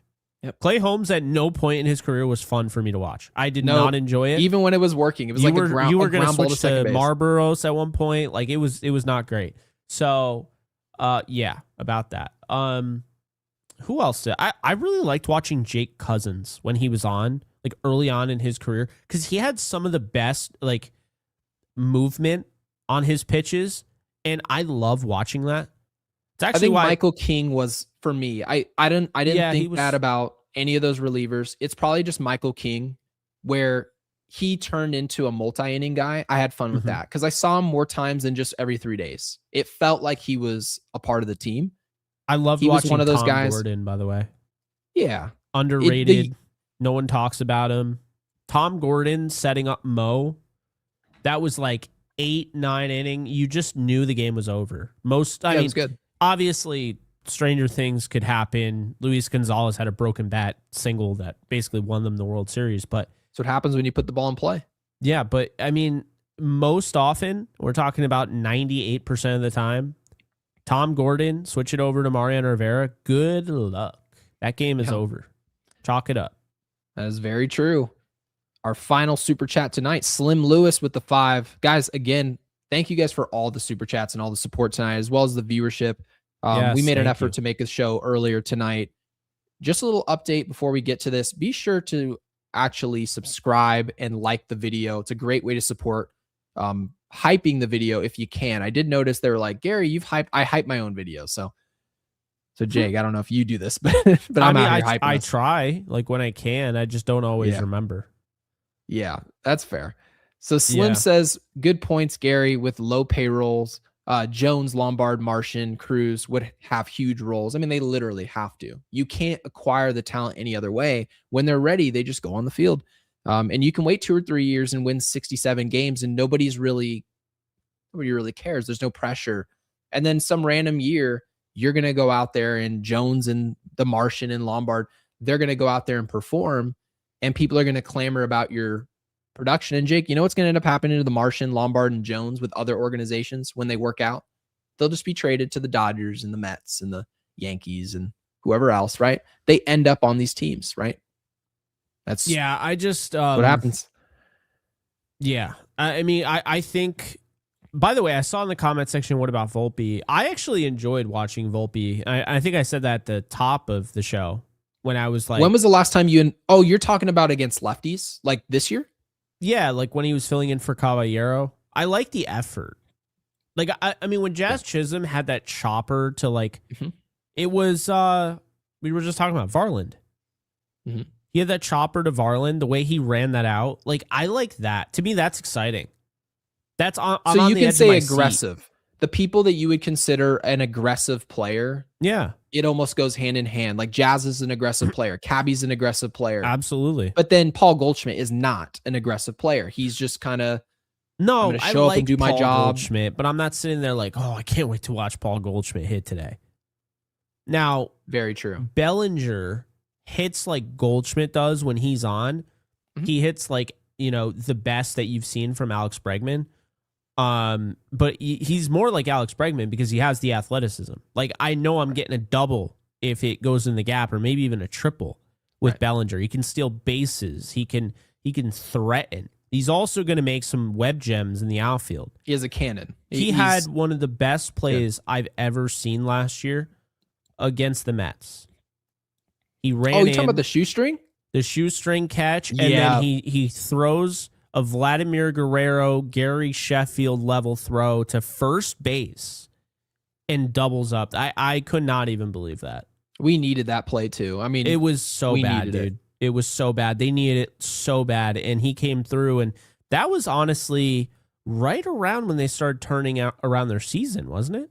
Yeah, and that's probably when the real conversation got started of, does Juan Soto make that play? It was really stretched. Yeah, I remember us talking Juan Soto about didn't that. even I was play like, nope, left field. Nope, he definitely would not. Of course he doesn't, but he also doesn't play left. So it was really a forced conversation that shouldn't have happened. By the way, guys, the update I wanted to give you and forgot mid-sentence after telling you to subscribe is that the weather tomorrow is expected to just be downpour. And these games apparently are being played at 10 a.m. tomorrow Pacific, 1 o'clock tomorrow Eastern, and 1 o'clock again Eastern Sunday because of the weather. So we very well we might not have a baseball game tomorrow. It could be delayed. They're apparently expecting a delay. So we'll play it by ear, see what happens with that game. But we wanted to get you guys an early show just in case it played on time, because, I mean, you only have so much time to actually watch the damn show. That's true. But Slim, I mean, you could really. Oh, he said, do we have to wait for Cashman to retire to win a World Series? What do you think the answer to that is, Jake? Do you think we win a World Series with Cashman before he retires? I don't know how I feel about that. Because I don't think it's just exclusive to Cashman. I think it's absolutely fair. I mean, you could also say, are they ever going to win a World Series there in Boone?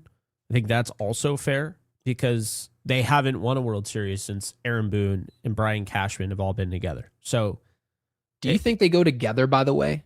Aaron Boone, right, is considered, mind you, Girardi wasn't the analytics guy. Cashman was. They bring in Boone, and people are like, why'd they hire him? Because they saw eye to eye. They were connected. Because of Boone's ESPN stuff with the analytics. Right. So here's my question. Do you believe whenever this time comes that Boone he departs from the Yankees, and that's not going to be this year. We understand that's probably not going to be next year. When that time comes, do you think Boone and Cashman go together? Maybe. I'm not really sure because I don't. Does Hal have it in him? I mean, that's the thing. I don't know when that time would be. I think my honest feeling is that he's grandfathered into the position. Brian Cashman is. So he's in Congress.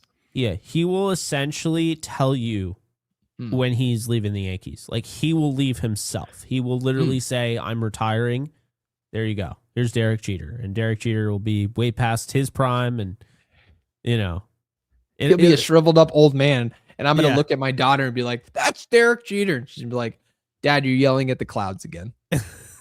I'm going to be the old geezer yelling at the clouds. Bring back the old school baseball. It was way better. Situational hitting contact. Who? You're gonna have the air geezers on? Oh my god. Oh yeah. My New Balances, the white New Balances. Yeah. Yeah. Oh man, it's so funny. Pretty bad. But anywho, tough loss for the Yankees. Jake, I feel like we touched on pretty much everything. Is there anything else you wanted to touch on before we went? Oh, we probably should touch on Prize Picks. So, Prize Picks is back. We figured it out. We're all good. We can make picks on screen again. So, love that. We'll go to the game that probably isn't going to get played. We suck again. We suck again. Gonna take a Ronda to strike out. He just strikes out a lot. So, I like these, by the way. I think this is the way to go. And we're not doing Yankees, but if we were, I would probably say Aaron Judge. That's just how it's going right now. But anybody else that you like to strike out on their team? No. I didn't think so. No. The team's designed not to strike out. You can make the case. Guys are going to strike out tomorrow, but just because they do doesn't mean it's the right play. Tampa's intentions to put the ball in play. K selections just don't make sense to me. They just don't. For them. I mean, I think K selections are great. Of course, but not when you're We've playing been Tampa and crushing. Toronto. I don't think we've gotten a K wrong since we started doing this. No, because Okamoto's on their team now. If Okamoto was off the Jays, I would stay away from them as well. But I agree. Okamoto's there. He's a good player. But Tampa, I mean, they put the ball in play often. I leave it alone.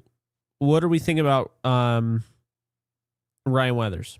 So he's not going over the 5.5 Ks. If he does, it's still not a good selection. Sorry. 4.5. Yeah, I still worry about that Houston game. I'm not in love with it.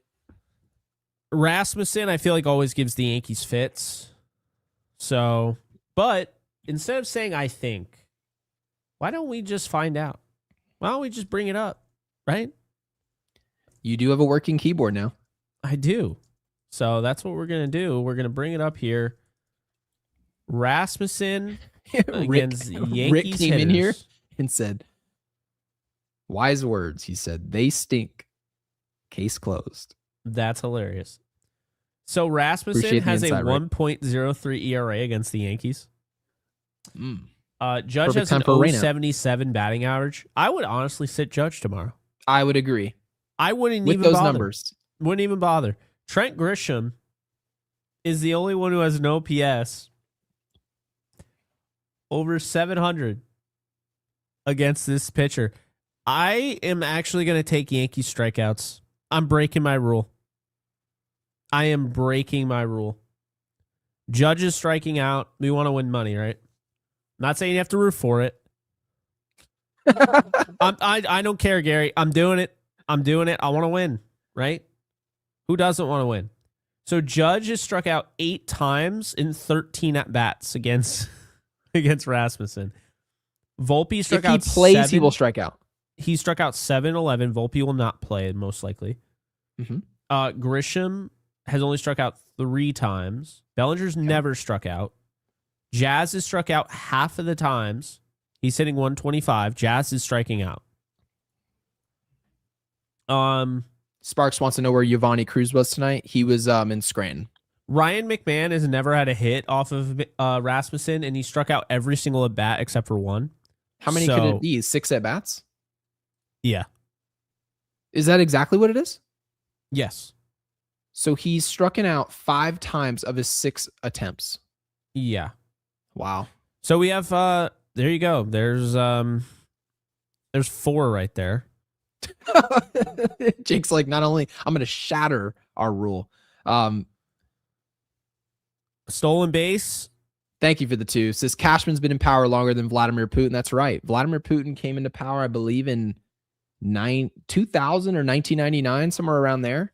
And Brian Cashman's been here for longer than that. Appreciate the super. Thank you for the support. So how are we feeling about Chandler Simpson's stolen base? He hasn't had one in a while. I actually, how's Ryan? So by the way, I think the new pickoff rule is despicable. The fact that you can pick over twice and they're like, guess you can't pick over anymore, so he'll be stealing. I'm like, then how can I look at 30-30 seasons with a straight face? Doesn't mean anything. That's what I mean. You should be getting 100 stolen bases in a season if that's the case. Could you imagine what Ricky Henderson would do if they could only pick off twice? And then after that, you're just screwed. He can get off 15 feet. So you can pick over, but he has to be out or it's a balk. That is a stupid rule. It's not a good rule. No, it's terrible. I am going to stay away because I actually just looked it up and Weathers has not allowed a stolen base this year. Right, that's why I wanted to know, because both he and Max Fried have great moves, apparently. So not McClanahan. What the hell am I doing? Drew Rasmussen, the other star on their staff. You assumed. Yeah. 11 stolen bases allowed this year. My only issue, Gary, is who's going to get on? I'm actually going to say Caballero. Can we make stolen base picks? Yes. Okay, let's make a stolen base pick. Who's stealing a base tomorrow? It's going to be... There's only one caught stealing on the year. Jazz is going to walk Rasmussen tomorrow for sure, okay? Okay. I'm not saying he's going to hit, Jazz will steal a base tomorrow. So you like Jazz over Caballero? Not over them. Do you like them both? Not really, no. Yeah, I'm not you gotta feeling that choose one or frisky. the other, Gary. I would choose Cabby. I think Jazz. When you pulled up that screen of Jazz and it said 0-0-0-0, I said, you know what? Never mind. I was like, you know why it says Remind that me of with the Dominguez Caballero? situation. 'Cause he hasn't. No one else. played in a No while. one's. Well, yeah, because he hasn't played. He was sitting next to coach. Yeah. Okay. Let's do one more. Walks. Oh man, I was gonna go Trent Grisham. I thought they got me. 2-gun rock. Welcome in, man. They're like, you have to go all in on the 2 walks or you get nothing.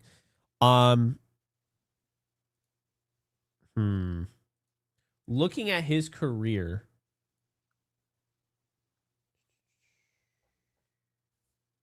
Judge walks, Jazz walks. Jazz and Judge have 2 walks on him. It's also, this is actually a pretty good play from Jack. So he says walks, I'd take Rice. Rice, they haven't, remember, they tried the leadoff thing, right? Yeah. Didn't really work. He hasn't Seems like walked they're in off 5 of that. days. Who? This is Rice. I don't know if I'm taking him to walk. He hasn't walked in 5 days.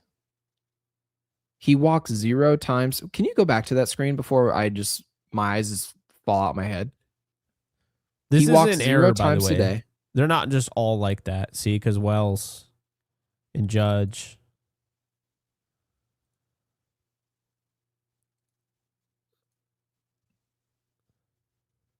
Let's go. Let's Lord not have go with a mercy. walk here. This is the longest. This thing team is a ever. snooze fest. I know. They were like, do you think this speed guy's going to steal? We're like, nope, he has 0 Screw the it. last 5 days. What about that speed guy? Nope, he has 0 the last 5 days. We are going to go. Oh, God. When we go into the NBA, that's when you know it's not fun. We're going to go to the Knicks. By the way, did the Spurs win today? Nope, they got crushed. Oh, Spurs got crushed today? That's Brunson only crazy. had They were winning 19. 15-0 to start the game. How do you lose? Brunson only had 19. Are we serious? Yep. In Cleveland. Well, they were daring Josh Hart to ball out. I should start a Knicks unloaded. At this point, yeah.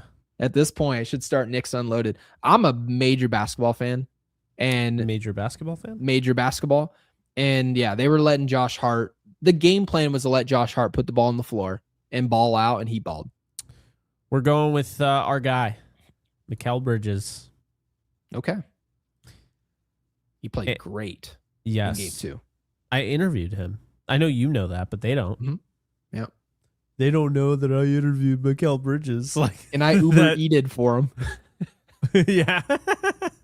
We're going to do flex play. $10 wins you $80. So we'll see if.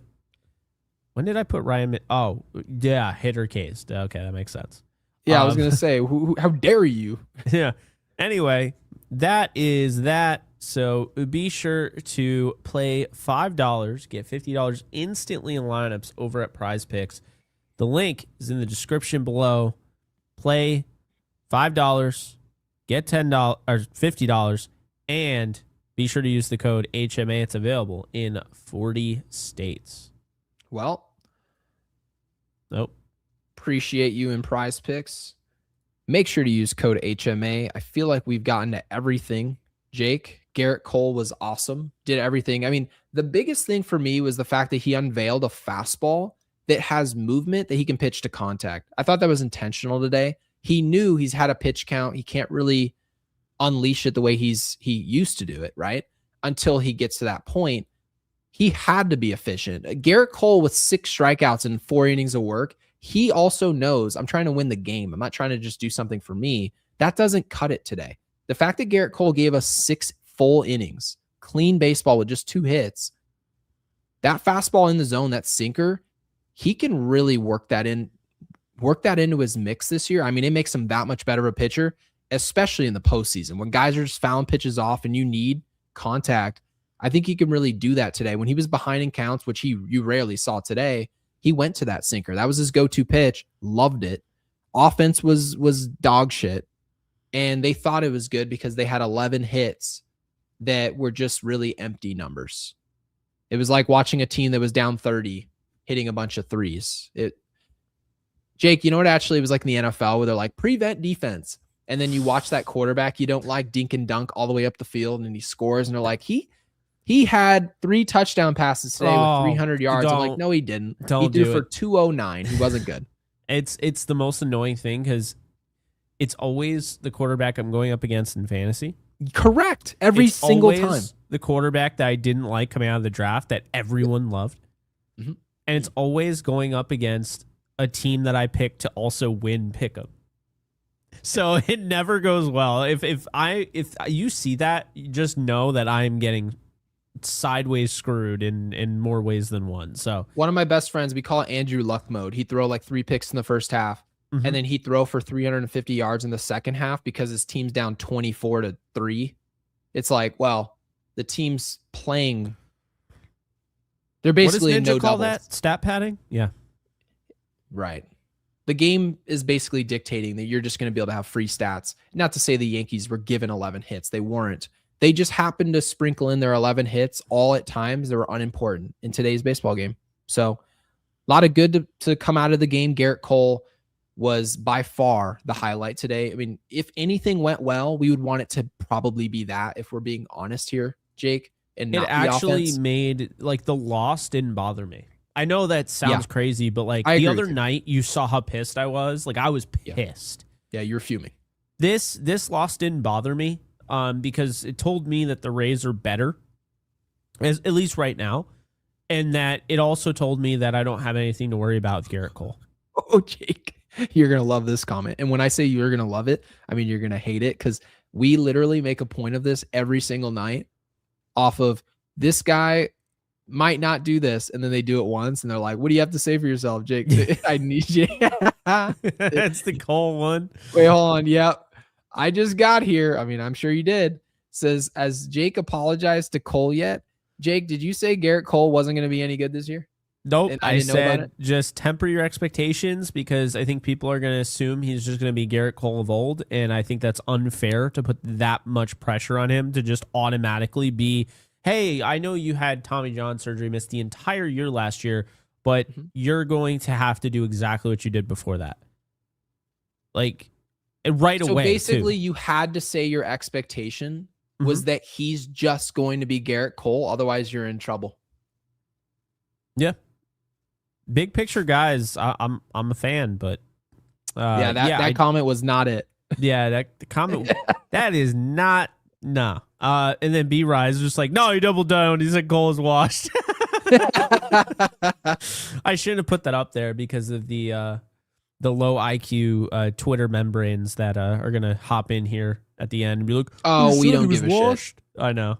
Yeah, we don't care about the Twitter. I was told that I'm a doomer today. I didn't know I was actually a Yankee doomer. So, yeah. Now you know. I went through my tweets because I was like, am I a doomer? Like I was like, I don't think I'm a doomer. And I just found really nice job, Anthony Volpe. I'm so happy for him. And then it was like, I love Giovanni Cruz. I was like, where's the doomer? It basically, whenever someone tells you you're a doomer, it basically forces you to affirm something about the Yankees. You feel like, all right, I've got to hit my quota. Someone's calling me negative. A Trent Grisham fan. Love the Cam Schlittler and what's going on with him. It's like, do I really need to just vomit out this positivity? Just let people complain. And then when something good happens, let them be happy. It's sports. It's not that serious. This isn't politics. This is no other genre. It's just a baseball team. And it's a team that's really important to us. We all care about the team and we deal with it in different ways. People really just can't wait to be. They basically, Jake, the people just say nothing. They're like, I'm just rooting for Gerrit Cole. I just want it to work out. I'm just rooting for Anthony and the kid. I just want it to work out.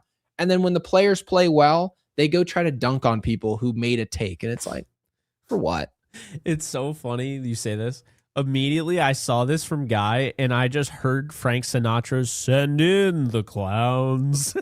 Oh.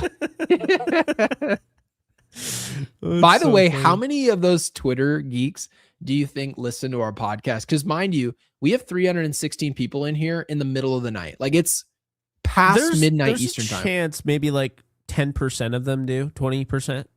But here's the thing. That's a lot. Yeah, but here's the thing. Twitter, like you said it.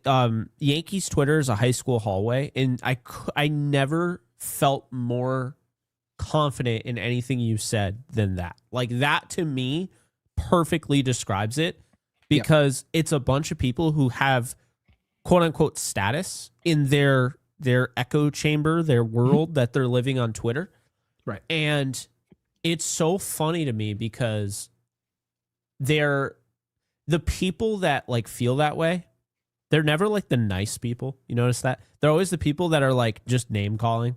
Like, I'm not going to get like super offended, but I just love how the first thing people say is they'll say, "Oh, you're a fucking idiot," you know, or whatever. And it's just I'm like, oh, okay. Now that I'm an idiot, let's go into X's and O's. Yeah. Twitter's not meant for X's and O's. Twitter's meant for people to project how they feel about themselves onto you. So if somebody feels like absolute garbage for the day, and mind you, we're all like, most of us are on Twitter. A lot of us are, especially people ages 25 and down. I want to delete and it so bad. It sucks, but obviously a lot of us get paid for crap that's going on Twitter. So we're kind of forced to do it. And the reality is, if you're in a group, you can say the most heinous, ridiculous things, and the tribalism that you see on Twitter, people will just ignore it.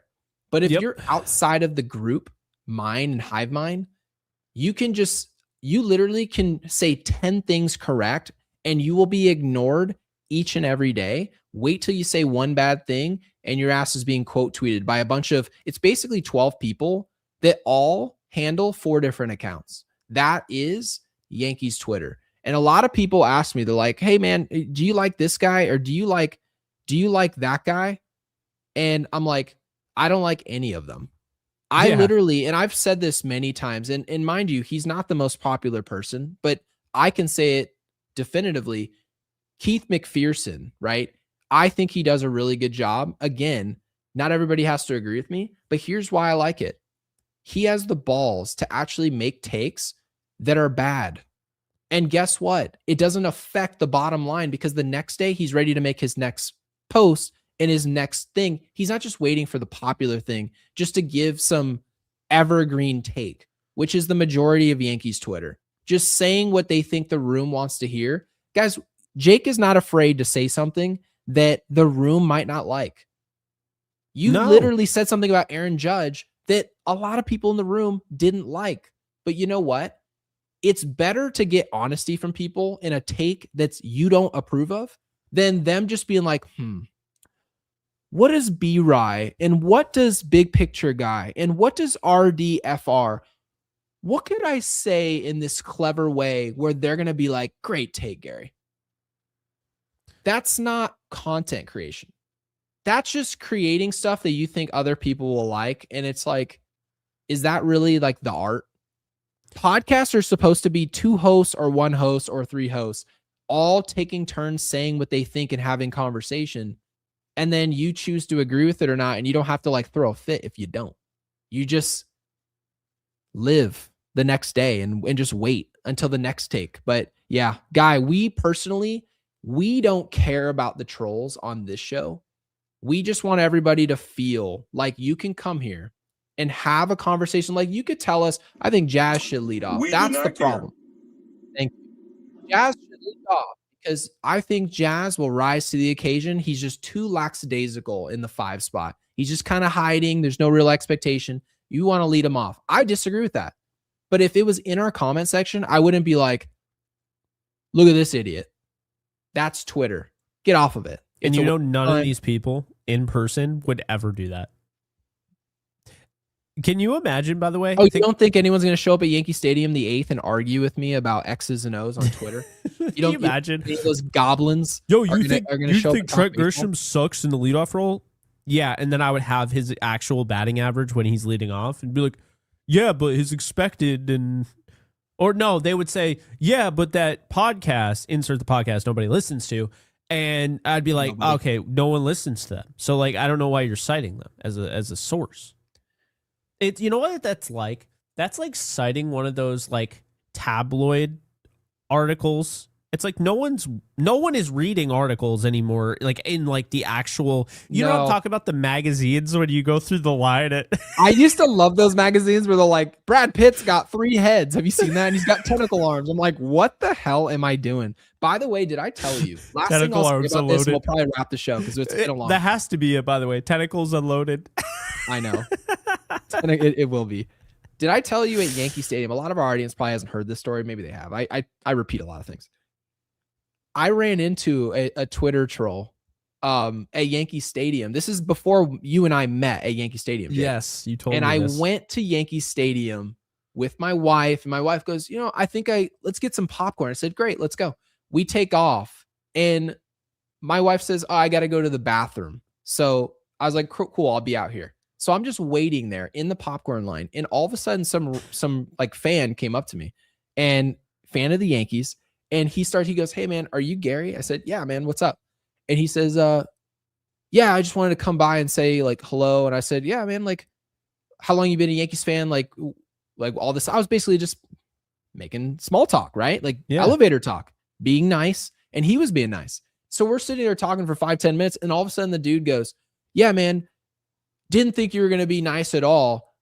Only knew your stuff from Twitter. And I just think you're just a total clown on Twitter. But I mean, now that I met you in person, I mean, yeah. Do you realize how nice insane that sounds?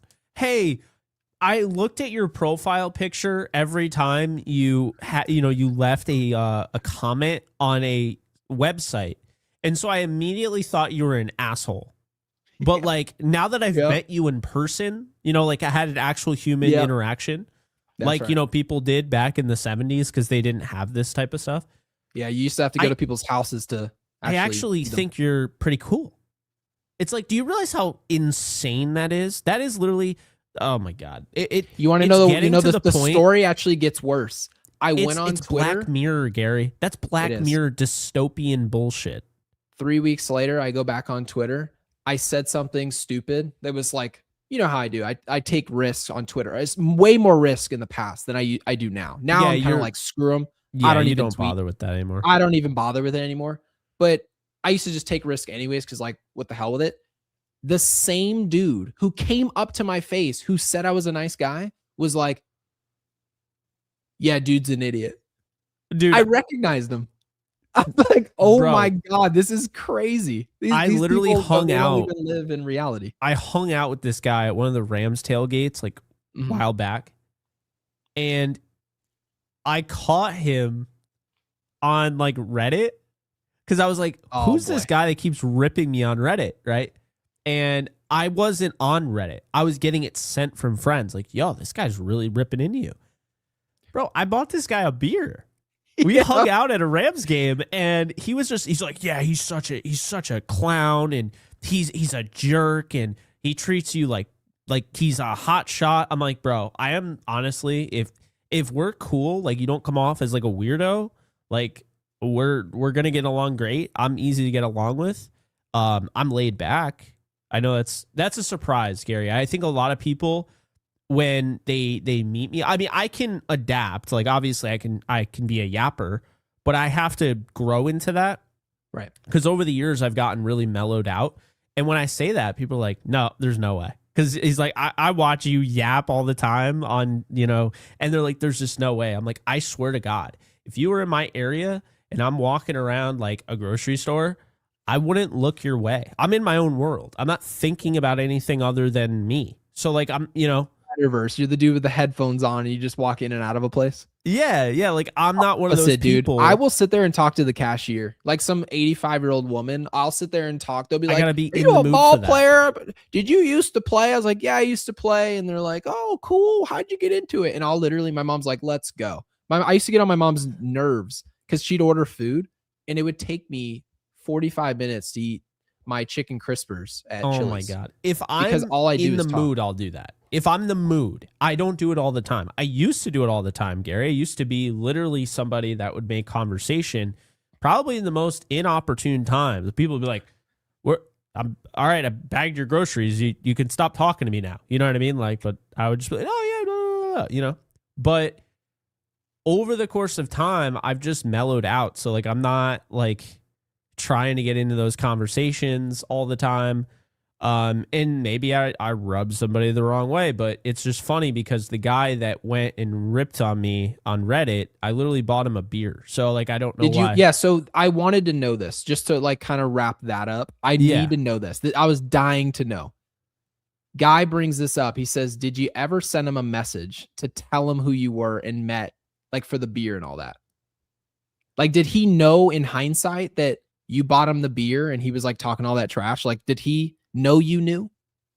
No. I didn't like, do all that because I didn't want to, give whatever. I just didn't want to give him the time, the energy, whatever. I was just like, oh, that's disappointing. He knew who I was. He knew I was Jake Ellenbogen. So it wasn't like one of those things where it's like, oh, yeah. Like, he knew who I was. He came up to me. He's like, I watch your show all the time. I'm like, oh, cool.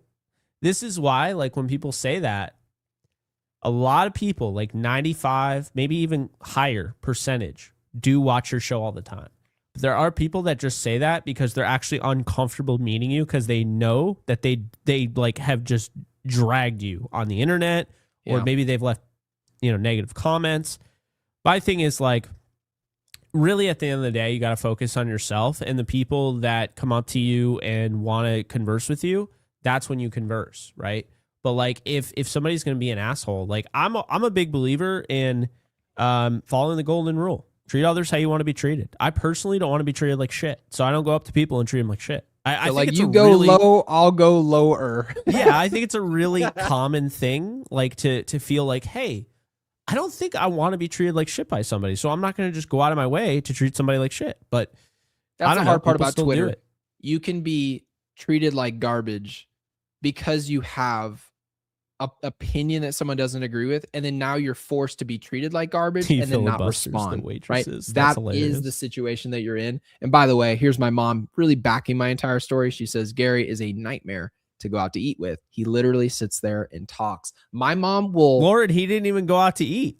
He's like, oh, I can't wait to go to Joe's Pizza. And then I walk in and you're like, yeah, you can go and get a slice. And it's nothing a little Lexapro can't fix. I'm fully operational now. I put in 15 pounds since I've seen you. You were a robot. Yeah. But my mom says I'm nice to everyone. He is nice. Ironically, I'm nice to everyone in person. And somehow, some way, I'm just like this person that nobody can agree with on social media. But ironically, that's so funny. I'm like, you guys really, you're just kind of proving that you're weird. Oh, Real Cheeks, welcome back in, man. With the two says Jake's chill until Hall of Fame song comes on. Sup, fam? Going to the Hall of Fame. Oh my God, he sang it. This is what happens when we go over 2 hours. You don't know what you're gonna get. No, I hate that song. I think it's terrible. Button. I think anybody who had a hand in writing that song should feel bad about themselves. They can go to hell. But Cheeks, appreciate the super, my man.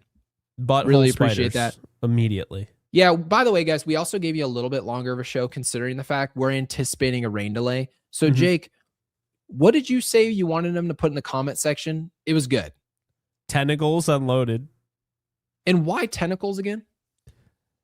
Something came up again, but it was what Burns said earlier about the tentacles. So I thought it played in well. It was like I just don't even remember the reference. Yeah, it came full circle, and I can't remember why the tentacles came up. Yeah, I feel like tentacles just isn't the move now. Neither podcast host can remember the reference. I don't think tentacles is the play. Guys, what should the actuals? No, it's a search engine. No, let's not do tentacles unloaded. We're getting into interesting. We're getting into scary waters there. Let's do. It's bad when even Alex is like, no, don't do that. Okay, let's do extraterrestrial unloaded. Let's do. I like Gerrit Cole. There you go. That's it. I got to give him an alternate. Well, you always give him. How about this is the alternate? No, we're not doing testicle. How about this? No, Aliens I found it. Unloaded. No, I saw it. Gosh, dang it. Just when I need the chat to stay Gerrit Cole still. Likes bananas. Oh my God. I was going to say Twitter's buns unloaded. Twitter's buns is probably the best comment you can make. So drop Twitter's buns, or I already forgot. Jake said Twitter I like is Gerrit Cole. Balzania. There you go. Yeah. Drop that in the comment section if you stuck around with us for 2.5 hours. If you're watching this and the Yankees are in a rain delay, well, that's probably a lot better than watching our offense altogether. So, yes, I will compliment our show. We are better than the Yankees offense with runners in scoring position. Very happy with Gerrit Cole did. He was awesome Your today. mom is Can't wait to watch him. flaming us lately. Good Lord. Yeah, my mom says you're going to have to start getting better at the comments. Yeah, if there's one thing my mom will do, she will nitpick the smallest thing you've ever seen and fixate on it for days. That's the one thing. Oh, boy. That she will I do. don't even want to know how many Jakeisms she's probably brought up to you. Ridiculous. She's the type. I could go on and on. But anywho, drop all that stuff in the comment section. Hype the video. Some people were asking us. Twitter is Balzania. There we go. Hyping the video is below in the comment section. If you can use it, utilize it for our Yankee show. We really appreciate it. Subscribe if you haven't. Hit the bell icon. We need more people to hit the bell icon so that you guys are notified every time we go live. You still need the notifications on your phone for the bell icon to even work on your cell phone. So drop all that stuff. Twitter is Balzania. Like the video. Yeah, do it.